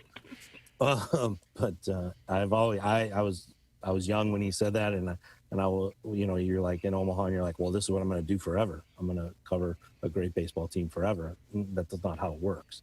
The same kind of thing when you're playing on a great baseball team, or a fun baseball team, or a baseball team loaded with potential. You think, okay, this is going to happen forever. It doesn't happen forever. Sometimes the Padres happen. Look, or sometimes the 2026 Cubs happen. They may yet be a great team, but man, they thought they were awesome. Mm-hmm. And then they started losing, and their foothold wasn't as strong, and their questions about who they are became greater. We'll see. The Cubs can get it back. They're capable of winning a lot in a row, but they needed a walk-off walk against the Rockies last night, and they barely won, and they got a cycle from PCA. So, it's fleeting, and if you have a chance to nurture the flame of contention, don't blow it out. The Tigers were the Cardinals last year. And this year, the Tigers are almost guaranteed to be a seller. And there's already conversations of where's Tarek Skubal going, as they are 12 games below 500. It happens fast, man. This game is unforgiving, and you just never know what's around the corner. So, as Derek said, don't take it for granted while you've got it. Mm-hmm. Hey, Derek, this has been a great conversation. We always enjoy doing these each and every Tuesday. We love reading your work over in the St. Louis Post-Dispatch. Enjoy the series this weekend in KC. We'll talk with you again next week, my man. Yeah, we'll see how this goes. What do I do with my Saturday in KC? KC, gentlemen. I've never. Oh, had BK's that. got a list for you. Yeah, you let me know All right, what I you look need. forward to it. I'll send one your way. All right, yeah, send me. I'm thinking art museums. Maybe Nelson go see a Atkins. Get out to the Nelson Atkins. You'll have a good time. Get to the World War I Museum if you got an opportunity to do so. movie. Okay. All right, thanks, man. I look forward to your text. Will do. You got it. That's Derrick Goold. Appreciate his time as always, joining us here on BK and Ferrario. Always a pleasure to be able to get the opportunity to talk with him each and every week. Man, I know I get on a high horse about this, and I know it sounds sometimes like I'm preaching, and a lot of it probably does come from my history of being in KC, where I've seen a lot of rebuilds and a lot of rebuilds from the rebuilds. It doesn't work like this more often than not, man. Like, teams don't just get good overnight. And that's what's happened with the Cardinals. So for them to just like say, you know what, nah, not good enough for us, and like punt it down the road, kick the can down the road, it just seems like such a waste of a season to me, if that's the direction. It does, but as Derrick said, and I agree with it, it is premature until we see what they go in July. Sure, like they beat these teams, but you get 2 against Atlanta. He mentioned the Cubs. You get the Brewers as well. We could be talking very differently about this Cardinals team going into the All-Star break. And so I think once you get through that stretch, because we all knew when we saw this month of June, it's like, hey, this is going to be one that the Cardinals can take advantage of, and you distance yourself. How much do you distance yourself, and then what does July look like? Because our tune could be very different at the All-Star break. All of this is subject to change. That July that he mentioned is real. No, they hold us as sports talk hosts who what we say, when we say it, and there's no having a difference of opinion. Early July, this is how it goes. 3 at Atlanta, 3 at Wrigley, 5 at home against Milwaukee. Oh, God. And then 3 more at home against the Atlanta Braves going into the All-Star break. What could go wrong? Yeah, everything's going to be fine. That is a 14-game stretch that if things go well, dude, they're buying. Like, Yeah. they are complete total buyers. But also, you could be 4.5 up on the last wild card spot and ish the bed and be 4 games back of a wild card you spot could after go that. 4-10 in that stretch, and it wouldn't be overly surprising. Yeah. Right? And like suddenly you go from 6 games up to at 500. And that's why you have to build on June, right? I Absolutely. mean, because of that, like we talked about it in the June schedule. Win every series. Their June schedule, I mean, you look at it, and that's why this road trip was disappointing when Yeah, they the went Twins. 3-3 against the awful Mets and the awful Twins. Is okay, San Diego's a team competing for a playoff spot, and Arizona's a team competing for a playoff spot. That's the only teams that were really playoff contenders on this schedule in the month of June. Now, you can make an argument about Miami when they come here to town this And the Royals. next weekend. No. But Miami is still a team that I would say is, they're kind of playoff hopeful, but you should still take 2 or 3 from them. You have to build cushion, so if you do have that down July, you've still got some wiggle room for yourself. So we can all agree, no more Cardinals talk until the middle of July. Absolutely. Coming up next, can the Blues get aggressive again for another offer sheet? At least one national analyst seems to believe so. We'll talk about it next here on 101 ESPN.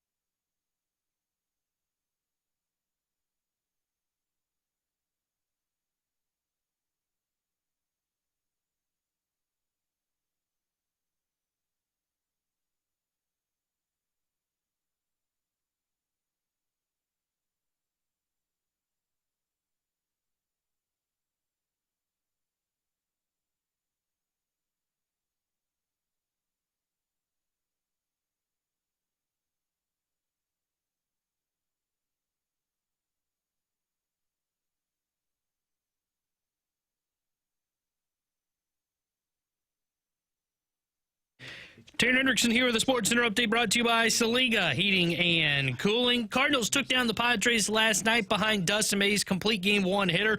3-0 was the final score. So take game one of the 3-game set. Game two will be tonight. 6:45 will be first pitch. Michael King on the mound for San Diego. Andre Palante gets the start for St. Louis. The Sports Center update is brought to you by Saliga Heating and Cooling, a Daikin heating and air conditioning dealer.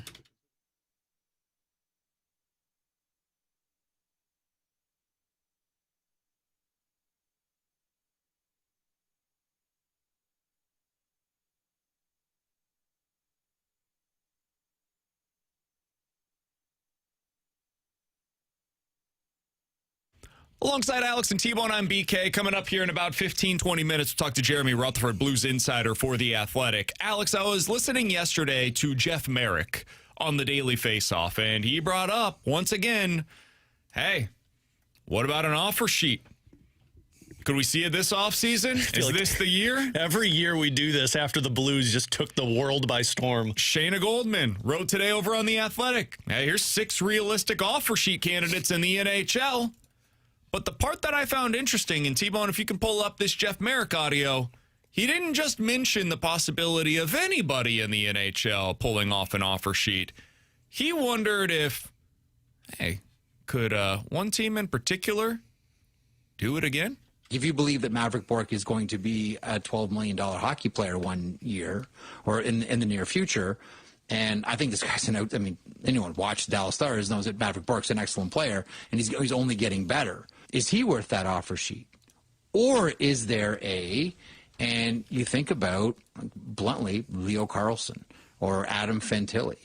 Are they worth 4 firsts? I'll tell you, the one team that I'm really wondering about here that has a sort of new general manager coming in, although he's been around the organization for a while, and he's kind of been there with someone who's executed a couple of offer sheets. What about the St. Louis Blues? Like, how aggressive does Alex Steen want to be this offseason? And what's the direction of the St. Louis Blues this offseason? $12 million player for Maverick Bourque is crazy, but I'm not going to disagree with what Jeff Merrick had to say.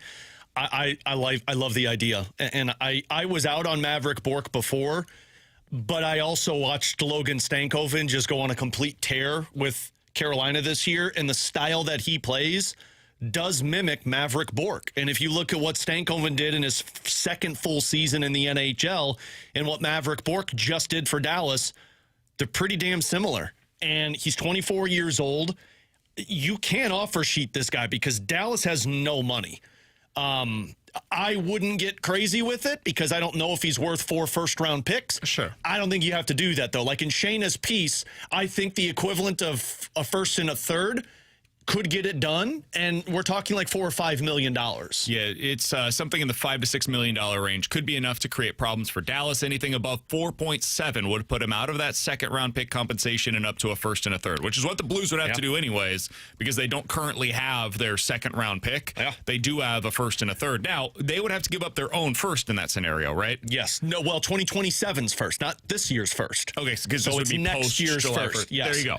So it's next year's first. In that scenario, I'd be open to it. Now, man. you don't have a draft pick in the first, second, or third round next year if you were to do that because you already don't have the second. So it's a steep price to play. You've got 3 this year in the first. That's what I would argue. If I'm not trading any of those to go get a player that helps me now, it's fine. I'm drafting 3 players to put into my system. I'm in asset accumulation mode. I have 1 year where I don't do anything. And the crazy part with Dallas is, like, there's not a whole lot of contracts they can move. Like, if you put them in that scenario, one, they've got to sign Jason Robertson, who's going to cost them at minimum $12 million, which already they're $2 million in the hole with $10 million in cap space. They can't move Sagan, Rantanen, Rope, Hintz, or Matt Duchene because they all have no move clauses. They're not moving Wyatt Johnston. And all of these other forwards, like, sure, try and move a Sam Steele. That doesn't get you to the $5 million range. And on the defenseman side, all they have is Ilya Lyubushkin, who's $3 million, and I don't know a whole lot of teams that would take that.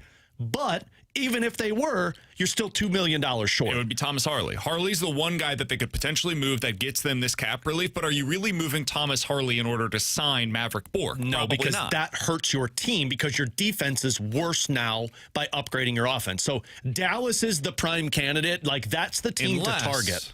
they trade Jason Robertson.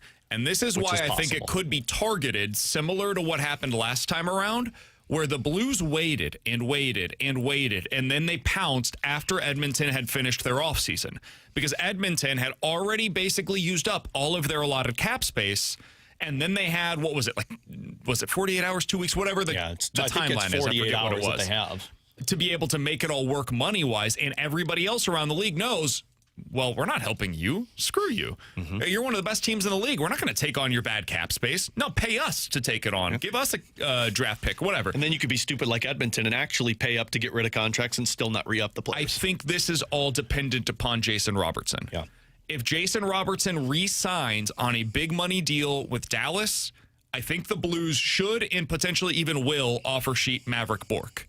And I think he's a guy that I would be targeting here because he could fit into the middle six center conversation. And now you're feeling really good about where you're at with young players, cost controlled, under contract for the longer term. Yeah. If they decide to move on from Jason Robertson, now you probably don't have the ability to go steal him away, Maverick Bourque, from the Dallas Stars. So it's all leveraged and dependent upon what happens with Jason Robertson down there. I think Dallas remains the team that I would be pinpointing if I'm a Blues fan that wants to make a big splash this offseason. That's not just trading away pieces from your current roster and instead would be adding significant NHL-ready pieces. Yeah. Whether that's Robertson or Maverick Bourque or going out and making some kind of other significant move with them, that's the team to me that feels over-leveraged based upon their cap situation. I still right now. say, for me, the area that the Blues need to target to upgrade is the center position. So as much as I like Jason Robertson, I would rather do Maverick Bourque because he's the center. I get it. And there's other teams that I still would target, like the Islanders we brought up a little bit ago in the show. They've got a young centerman that could make sense. I've brought up the Senators, and I saw a report that Philadelphia is interested in either Pinto or Cousins. There's teams to target for centers. That's the position that I'm looking to upgrade. And look, if I can do another offer sheet, I mean, it's a genius move. You take advantage of a team, not only a team that's in a bad cap space spot, but also a team in your division that you could get the player. The thing about this also is you have to have the player agree to the contract. Like, this can't be, hey, we're offering Maverick Bourque. Maverick Bourque has to say, I want to go play for the Blues. I don't know why you wouldn't if somebody's offering him $5 million, but it's definitely a team that I do think Steen and Doug Armstrong should pounce on, and you do it. You wait in the weeds for the Jason Robertson decision to happen, and then once that happens, that's when you go get Maverick Bourque. He's Alex. That's T-Bone. I'm BK. Jeremy Rutherford joins us in about 10 minutes. The Junk Drawer next here on 101 ESPN.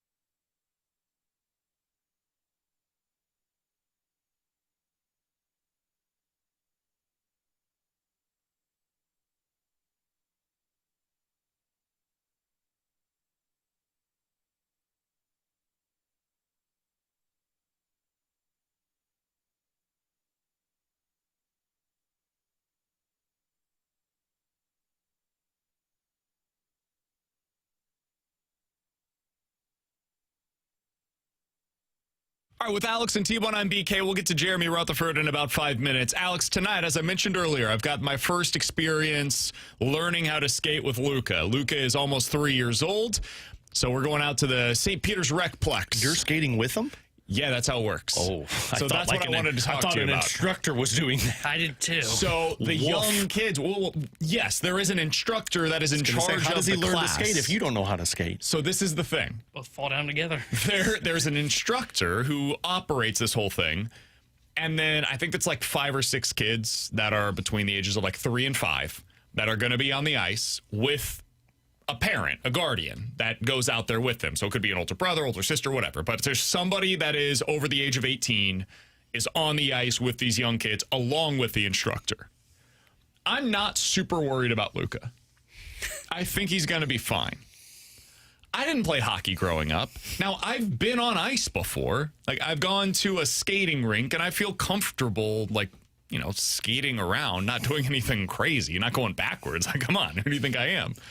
Fair. I still don't know how to skate backwards. I can do it on roller skates.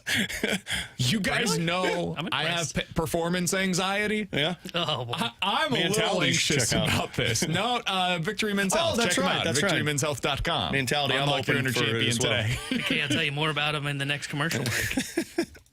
I am legitimately nervous about my performance in this class because my guess is a lot of these other parents did some ice sport growing up. I don't know. You might be surprised by that, man. Like, if a kid just gets into hockey, they're, you know, parents aren't that. It's not like every single person that goes out there used to play professional hockey Not and is taking professional, kids. but probably did something with the sport. Yeah, I'm I thinking he didn't might be grow one up of the with few. any of this. I don't think so. I think there's a lot of hockey interest in St. Louis to where there's parents that haven't played before that go out Hockey there. interest from parents that play. No, that's not true. Even if it was only for a couple of years when they were younger, at Yeah. some point they probably did something on the ice. I grew up in an area where hockey was an afterthought. It didn't even come to mind as an option to play whenever I was a kid. Yeah, I think you'll be surprised at how many people are doing that don't know how to skate. You think? Yeah. Plus, I don't think this is going to be you doing a lot. This is going to be you with him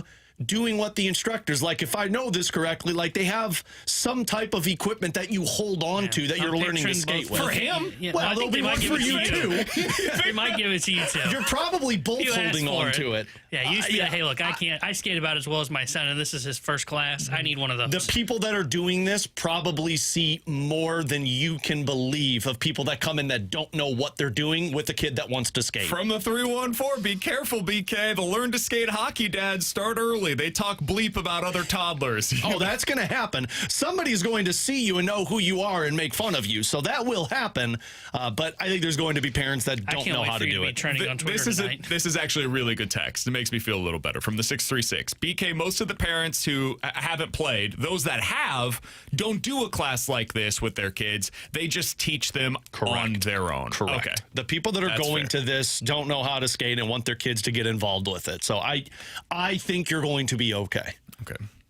I wouldn't be too worried about it. But I could understand, you falling down and people pointing and laughing. Somebody said, take my advice. Skate with your son every time he skates. Watch and learn from your son's instructors. Parents are easy to teach skating to because adults have somewhat of muscle control. We'll find out together. Fingers crossed everything goes smooth tonight. Just don't be nervous, buddy. Just picture everybody naked. That makes you feel better. Jeremy Rutherford joins us next.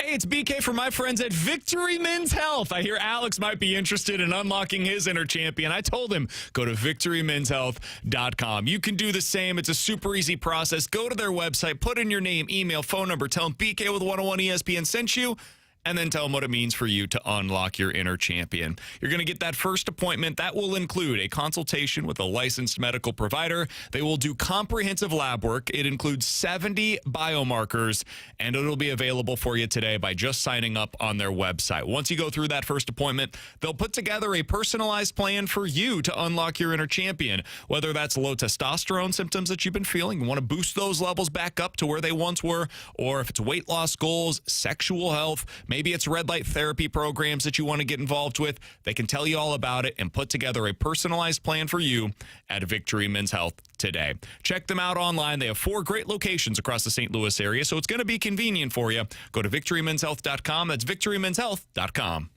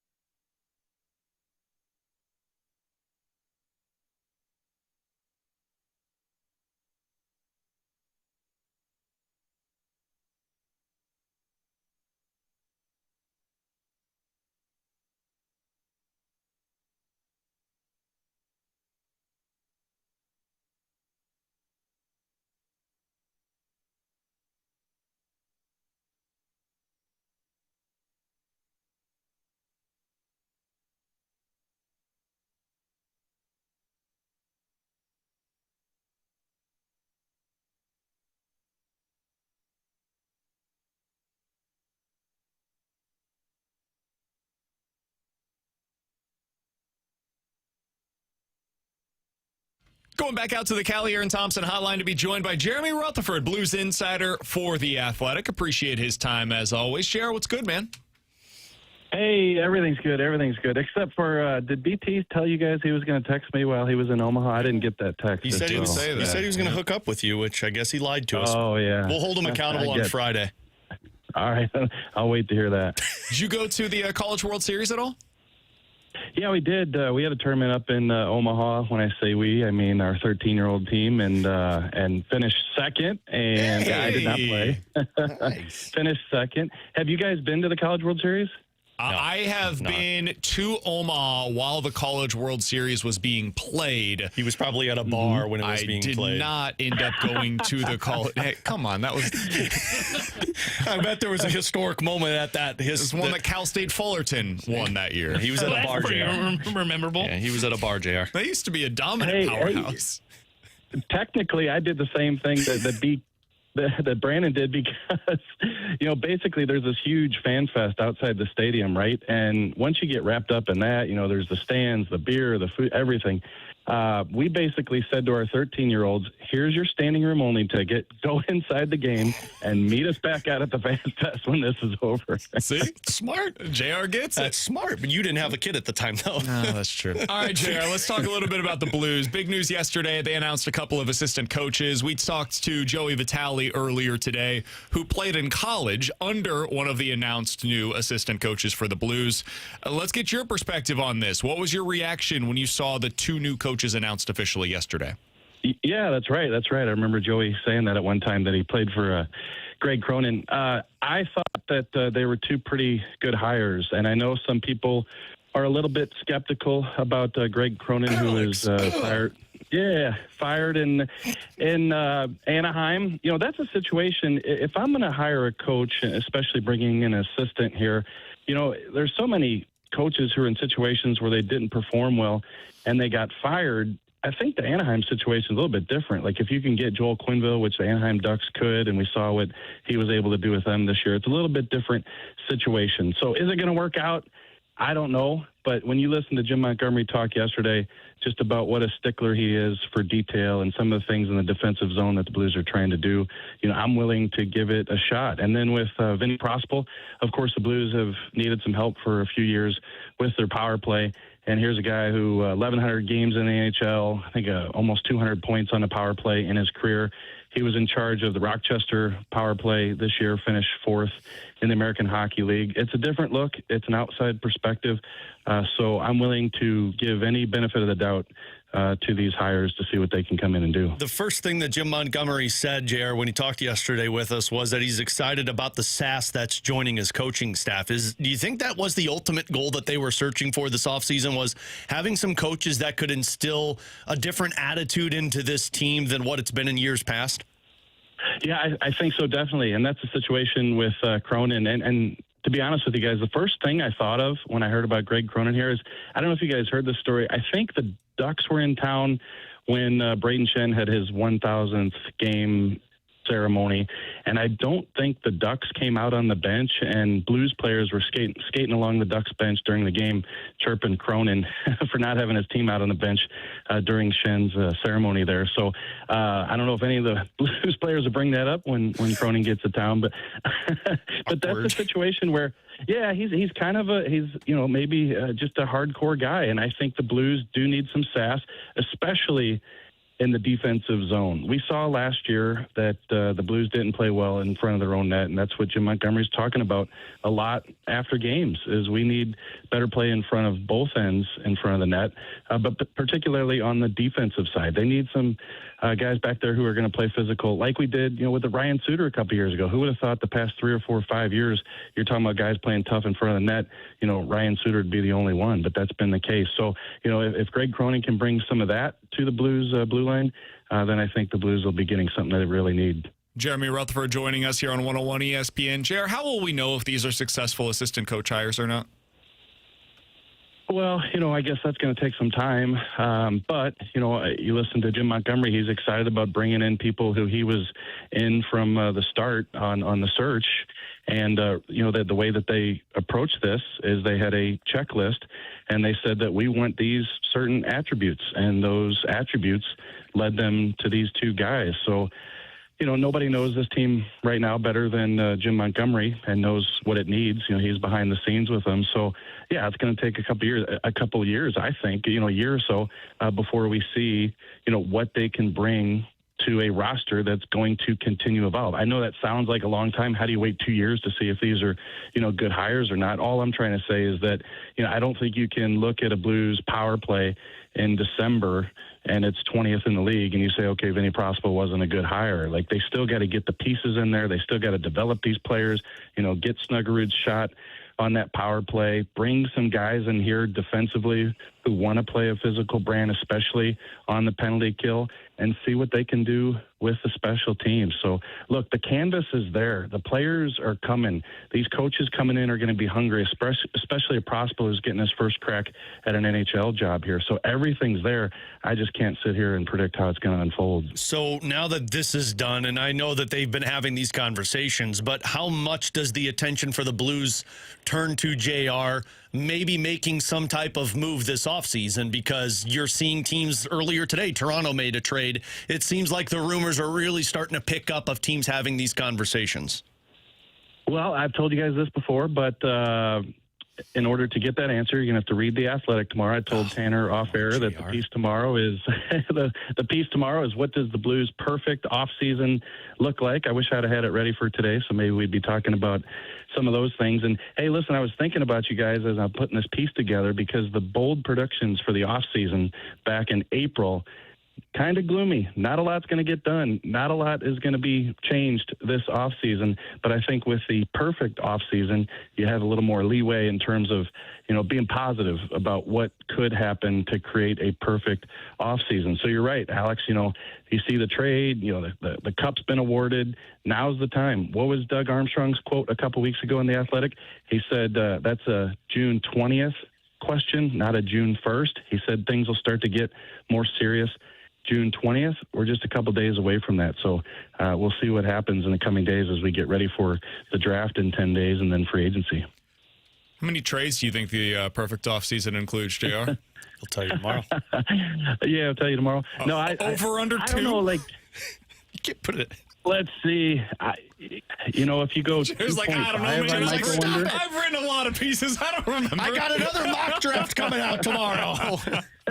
Yeah. No, if you go 2.5, I might go under. I think there's going to be a couple, but let's keep in mind all the control that the players have with no trade clauses. Yeah, and it's not just on the Blues end. There's players on other teams. Let's say a Blues player will waive his no trade clause, but they're making a deal with whoever, the Islanders, the Sharks, whomever, and they won't waive their no trade. So it's tough to tell.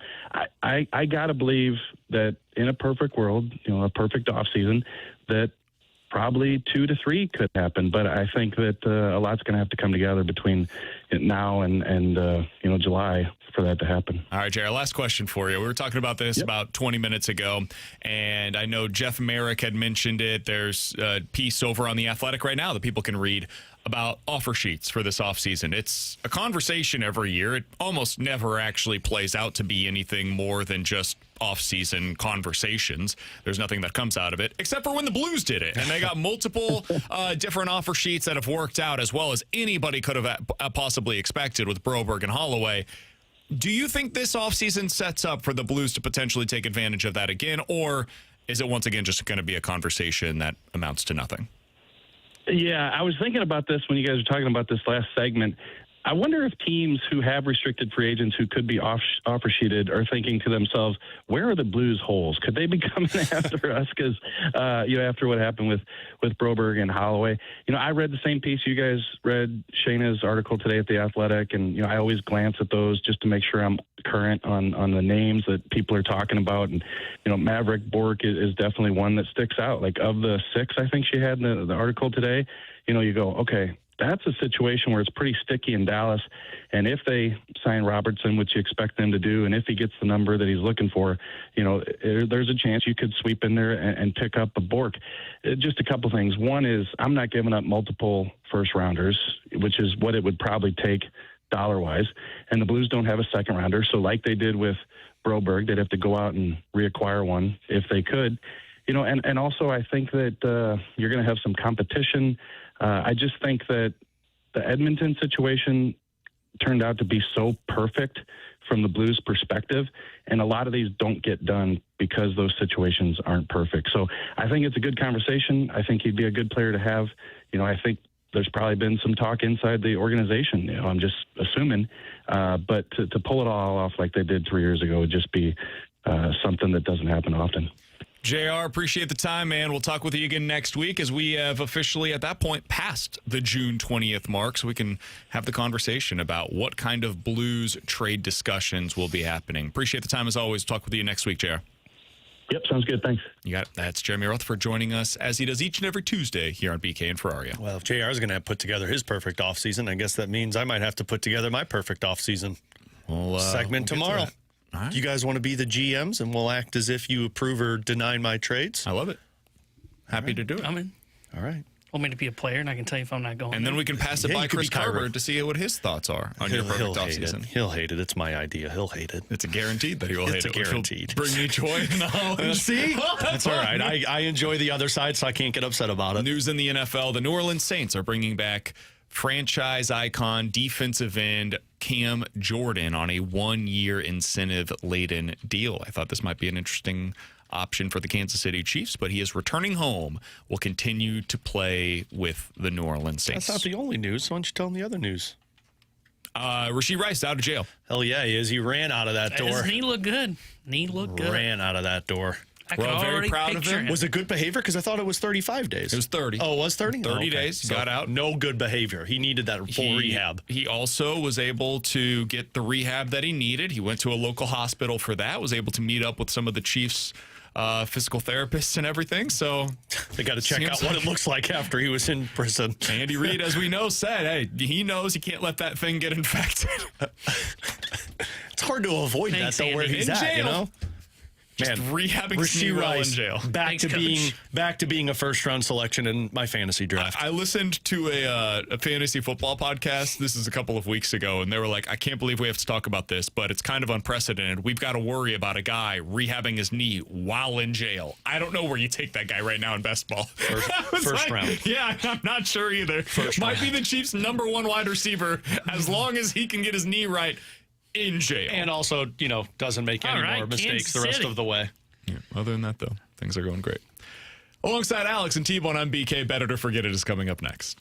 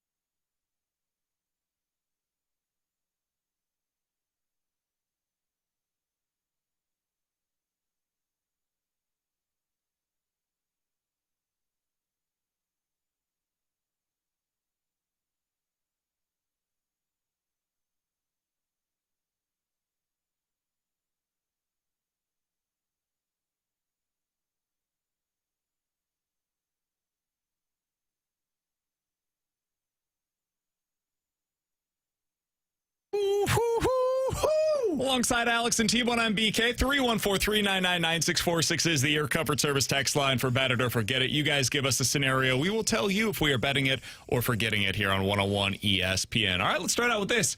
Bet it or forget it, guys. This time next year, Jimmy Crooks is still the Cardinals' primary starting catcher.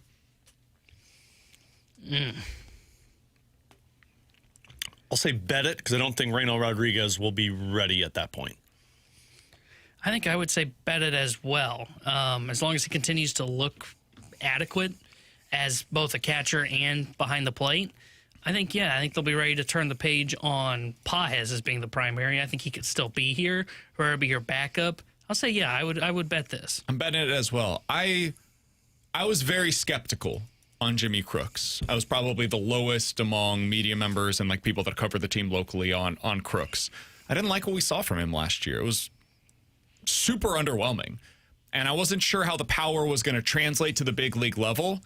He's been really good, guys. I know the numbers don't reflect it yet. The quality of the contact is extremely impressive. And the power is starting to show at the major league level the way that it did this year in the minor leagues as well. He looks the part. And last night, for him to be able to be the guy that's behind the plate for that start by Dustin May, that's the kind of thing that they would praise Pedro Pages for. And I think the same thing needs to be done for Jimmy Crooks. Credit to him for the game calling last night. He was awesome defensively, and I've been impressed so far with what we've seen. He's definitely taken a pretty significant step forward. I think he's going to be your primary catcher this time next year. Alex? Guys, bet it or forget it. Both Bruce Cassidy and John Tortorella are coaching in the NHL this season, this upcoming season. I don't think that Torts is a guy that's going to get a job immediately. How many jobs are still open right now? Edmonton. 2, Edmonton and Toronto. And Vegas. But Vegas has got their AHL guy.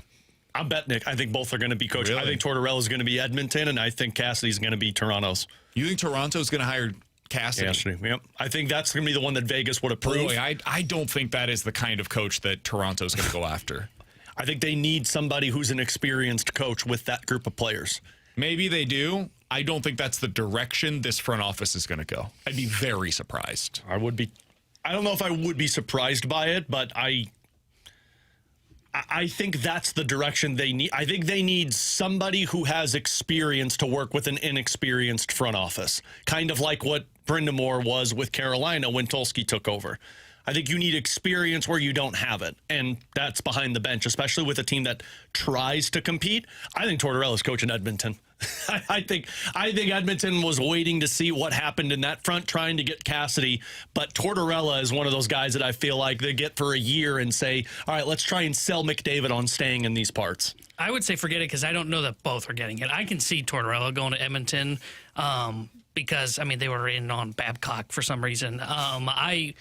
I don't know that we'll see it with Cassie because I actually think Vegas is going to continue to block those from him getting a job. So that's why I would say forget it because of him. Guys, bet it or forget it.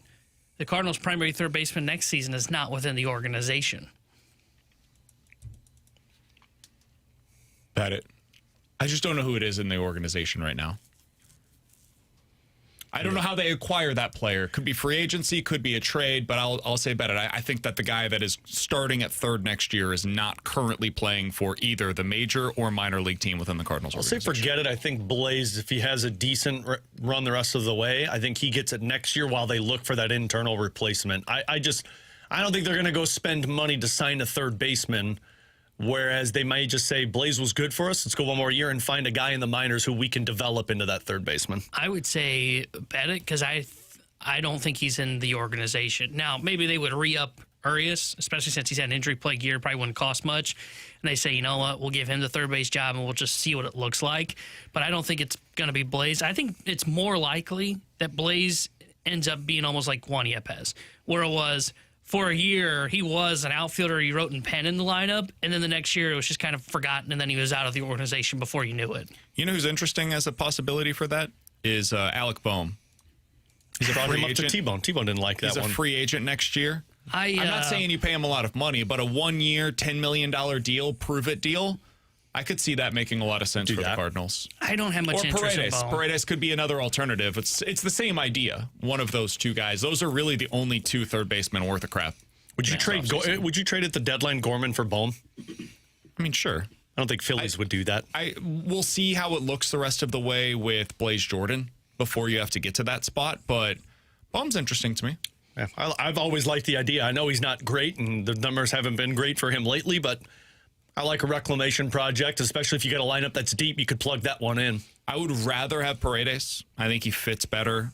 I think he's just a better player, but I also think that the market's going to be higher for Paredes than it will be for Bohm. I think you probably have to do a multi-year deal for him. Whereas with Bohm, I think you might be able to get him on a one-year contract. Yeah, I would rather do Paredes as well.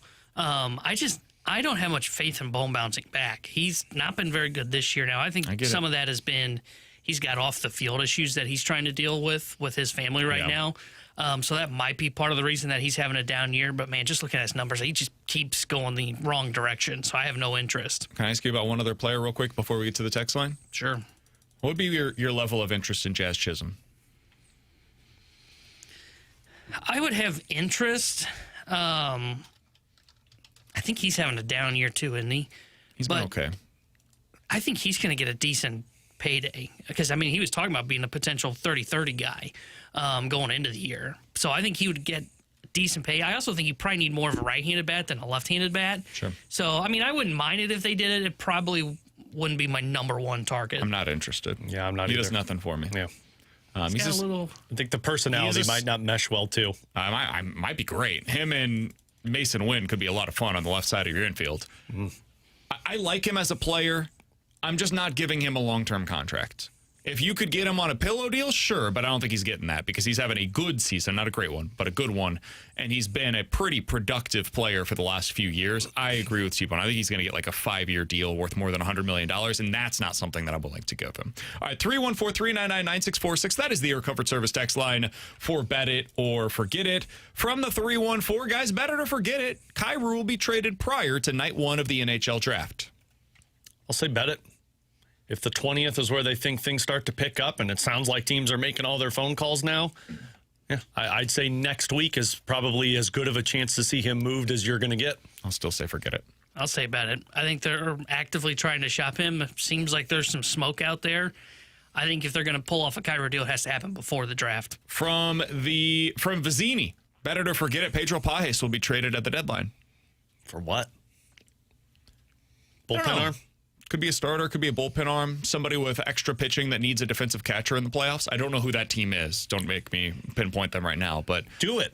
Can't bring this up. He's an interesting trade target for another team. I'll say forget it, but I think that it's not as crazy as it may sound. I'll say forget it because I think the Cardinals are going to want that backup just in case. I would say forget it. I think Bernal would be more the one that they would look to trade at the deadline. I think he's the best prospect that they will have available to potentially be shopping at the deadline. From the 636, better to forget it. The next Cardinal to get an extension is a pitcher. Forget it. Specify. Yeah, I'll say forget it. I'll say it's a position player. I think it's either Walker or Burley. That would be my two guys I would pinpoint. That's what I would go with as well. Better to forget it. Rainiel Rodriguez takes the catching job by 2028. That one I'll bet. Yeah, I'll bet it. That feels about the timeline for a catcher. Next year he gets a bulk of it in Memphis, and by the end of the season he's at the major leagues. The thing I'll find curious is if Crooks takes off and they want to keep Herrera in this backup catcher role, if they would consider playing Rodriguez somewhere else. I don't know where that is. I don't know how good an athlete is. Could he play the hot corner? I don't know. As a catcher, he's got a pretty good arm, I know, so I would think his arm would translate to third. I just don't know if he's got the ability to play that position. So that's the only hesitation I have is saying him being catcher 2028. It's also my only hesitation with the Burleson conversation is that Rodriguez's long-term position might be first base. And if it is first base, that's how you could get yourself to a place where you say, all right, maybe we do have to trade Alec Burleson, because it's the same situation basically that just took place with Brendan Donovan, where you have the replacement internally that you think can be even better than the current player, cost controlled, years to come, and for cheaper. And that was J.J. Weatherholt for Donovan, and it could eventually become Ray Rodriguez for Alec Burleson. Could be Herrera as well, maybe, right? If they just decide to abandon the catcher situation, which I'm not sure how well plays in their plans with Rodriguez October. could unseat Herrera, which means that Herrera becomes your first baseman. And maybe he shifts over there. Yeah. And he could still be an emergency catcher. Then you don't have to worry about the carrying quote unquote 3 catchers, Herrera would serve as that third catcher just playing first base. He's Wilson Contreras in that scenario.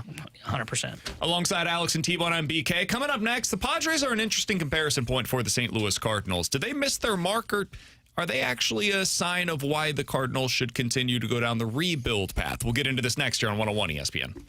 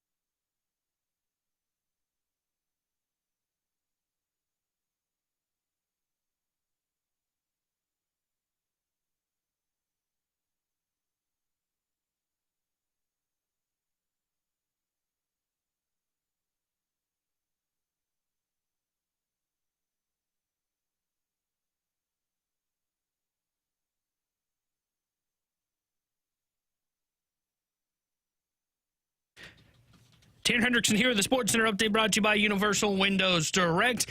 Cardinals took down the Padres yesterday 3-0. Game 2 of their 3-game set is tonight. 6:45 will be first pitch. Michael King will be on the mound for San Diego. Andre Palante gets the start for St. Louis. The Sports Center update was brought to you by Universal Windows Direct. You'll be saying, I love my windows.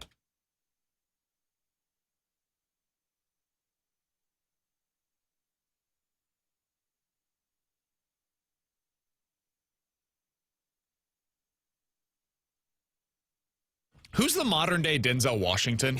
I don't know if they have one, man. Because he had that crazy run. And listen, he's always been a good actor, but he had that crazy run where it was like Man on Fire, John Q, Training Day. Yeah. He had like 6 or 7 films in a row that were all just unbelievable. And they were all action films for the most part. It's one of those guys that I still say, like, I don't know if I've seen a bad movie that he's in, because Tom Hanks is the other one for me, to where I don't know if there's a bad movie that he was in. And the thing about Denzel, like you asking it, they don't, make films in modern day like they used to where it's just that new storyline. Yeah. But I also, non-franchise, like an original story action movie that is a blockbuster in the summer. It's remakes, it's different things like that. But I also don't think there's a modern day actor that has the category that Denzel Washington has. Our text line is bringing up 2 names that we talked about during the break: Idris Elba, Michael B. Jordan. Those are 2 of them. I don't think Elba's that, because I don't think Elba's the main character in storylines, and I just don't think he's got the same catalog. I could totally see the Michael B. Jordan, but even T-Bone brought it up. I don't know if he's got the main catalog or the same catalog that Denzel does. The problem with Elba is, like, what's the blockbuster movie that he's been the lead in? That's the thing. There was the one where it was the team of that they put a heist on, which I don't even remember the name of it, which kind of goes to tell you what we're talking about. And then the other one that I can think of was the remake of The Suicide Squad. Yeah, I know him more for his TV shows than his movies, honestly. Yep. And I know his voice acting too.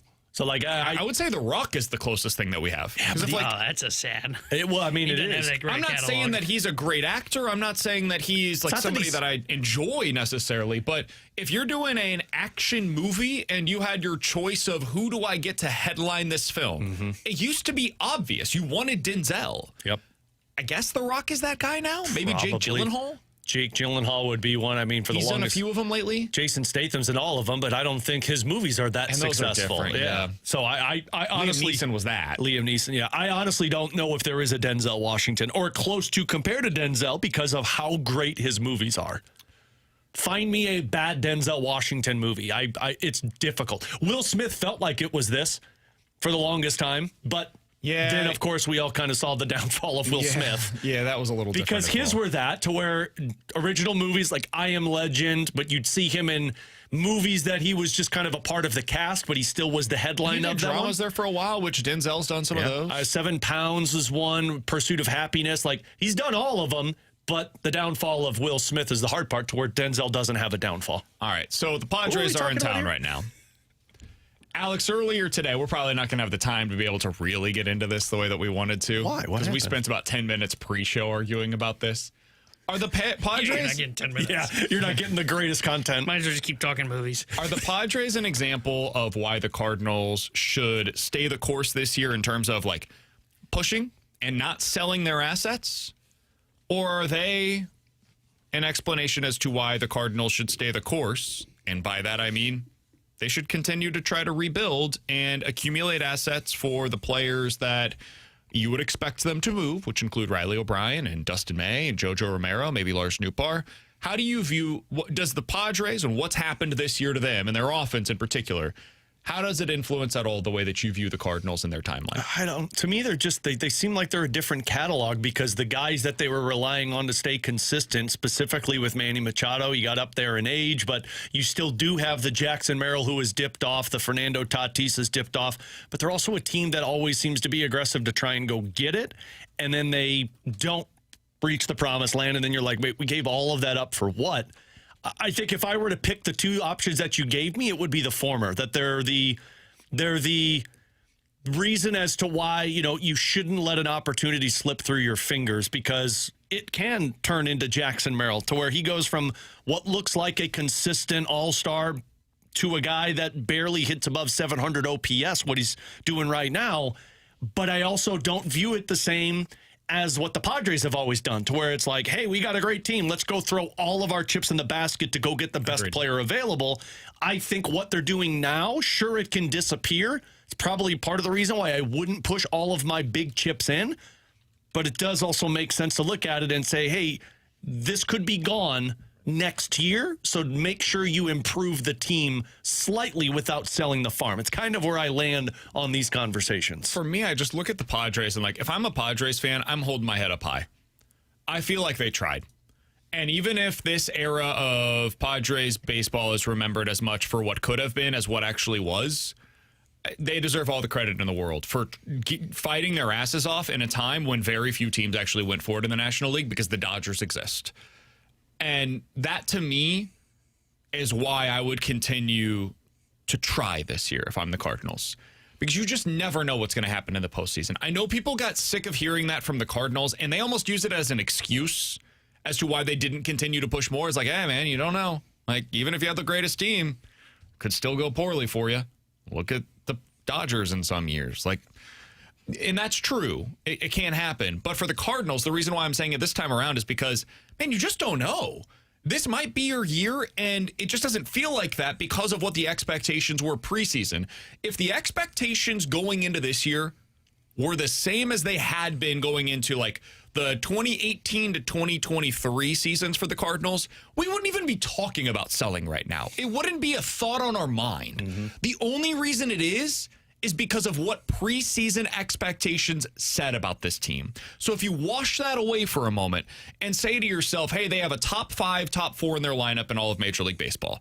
They've got a number 1 starter that since his third start of the season has been a top 10 pitcher in baseball. They've got a number 2 starter right now in Michael McGreevy, who, yeah, it might not be sustainable, but so far this year, sub-3 ERA. They've got a bullpen that I know they've blown up once over the last week, but man, for the month prior to that, and I'm talking the 30 days prior to that, they were a top 5 bullpen in all of Major League Baseball.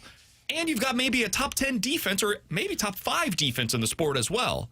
Oh, by the way, I hadn't mentioned they're top 5 Major League Baseball in extra bases taken. They run the bases really well. Like, all of this sounds like a contender. And the only reason that we don't view it that way is because of what we thought they were going to be coming into the season. At some point, I've got to change my expectations and change the way that I view the roster currently, and I'm ready to be there. Now, Derrick was right. What lies ahead in July will tell us if that's fair or not, or if it's justified. And if they completely sink the ship going into the All-Star break, yeah, we'll sing a different tune because everything is subject to change when it comes to baseball. But based upon where they're at right now, the performance that they're getting from all of their star players, this is a team that I'm going to continue to throw resources at, not to remove them from. And I agree with that, but my question is, like, what kind of resources are you willing to throw at this team to help them? Marginal. Right? And that's where I just view it as, if you're going to do marginal, I don't know how much you're actually helping yourself, because I think it's different now than what it was a couple years ago, right? Like you mentioned 2018, there weren't any Dodgers. And we can talk all we want about, well, if the Dodgers are hurt, yeah, when the Dodgers are hurt, they're still better than everybody in the National League, right? Agreed. I mean, they are just a different animal. And though I agree you probably don't sell, I think if you buy, I think you got to find the in-between the all-in and the marginal, right? And I think that's like the Freddie Peraltas that you're kind of exploring, that you're looking to add to this team. And that's where I just don't think they're going to be willing to go. And if it's at that point, bad?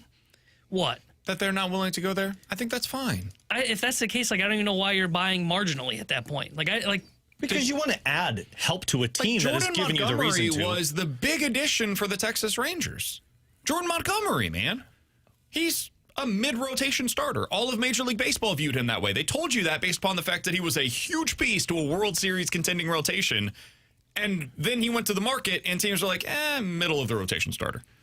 So if that's going to be the thing that puts a team over the top, and the Braves, when they won it in 2021, they went out and just overhauled their outfield with a bunch of, also-rans as their outfield additions that year. I don't know, man. You don't have to go out there and add a star to become some level of contender. This is what I was just talking about.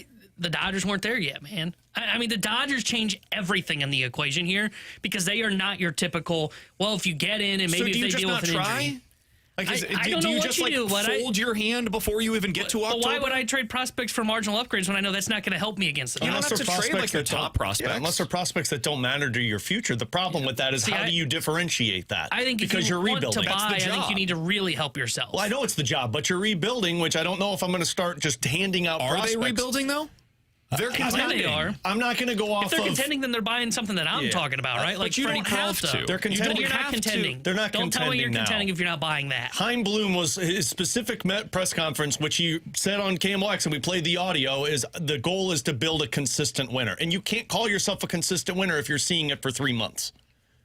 You got to get to the point where you've got the ability to say this is a consistent winner. I don't even But they care have about that ability. They've got young players that are cost controlled. This is what you build. I don't think this you, is the whole I don't goal think is you to have, get to this. I don't think you have that ability until you know what you have in these young players that you're building around. Alec Burleson's good. JJ But you Watt's said good. in this Jordan scenario, we Walker's don't know if good. Jordan Ivan Walker's Herrera's gone good. next year. You can't say you know if we don't know what Jordan Walker is I know next year. right now he's good. And I'll say this. But that's not a consistent winner. That's a But one-year then thing. you never know. How I'll could say you you never know what these Baseball's guys are. weird. Well, I understand that, but that's why I'm If not you just going to keep start waiting for throwing it. 1,500 plate appearances of a guy being great, then you missed it. My now point's- he's 30, and you've already missed their prime. My point's not the consistency, right? Like these guys are good now.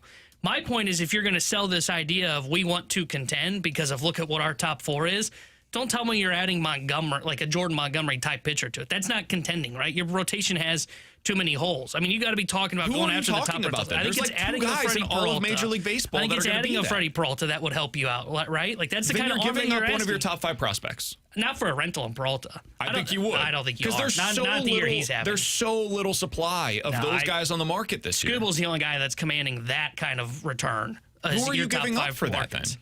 I mean, Bernal's like your prospect that you're He's a willing to top give up 5 in prospect in the organization. So He's top in 5 this deal. prospect. But you just said you don't have to give that up, and you now may you not do. have to. But like if I had to give up Bernal for that, I would. But I don't think you're going For to have 3 to. months of Freddie Peralta. If you're going to tell me, yeah, we're pushing for it, I would. I would right? push like for May a guy Peralta's that's a 80% 1-2. of Freddie Peralta, and for 1 month can become that.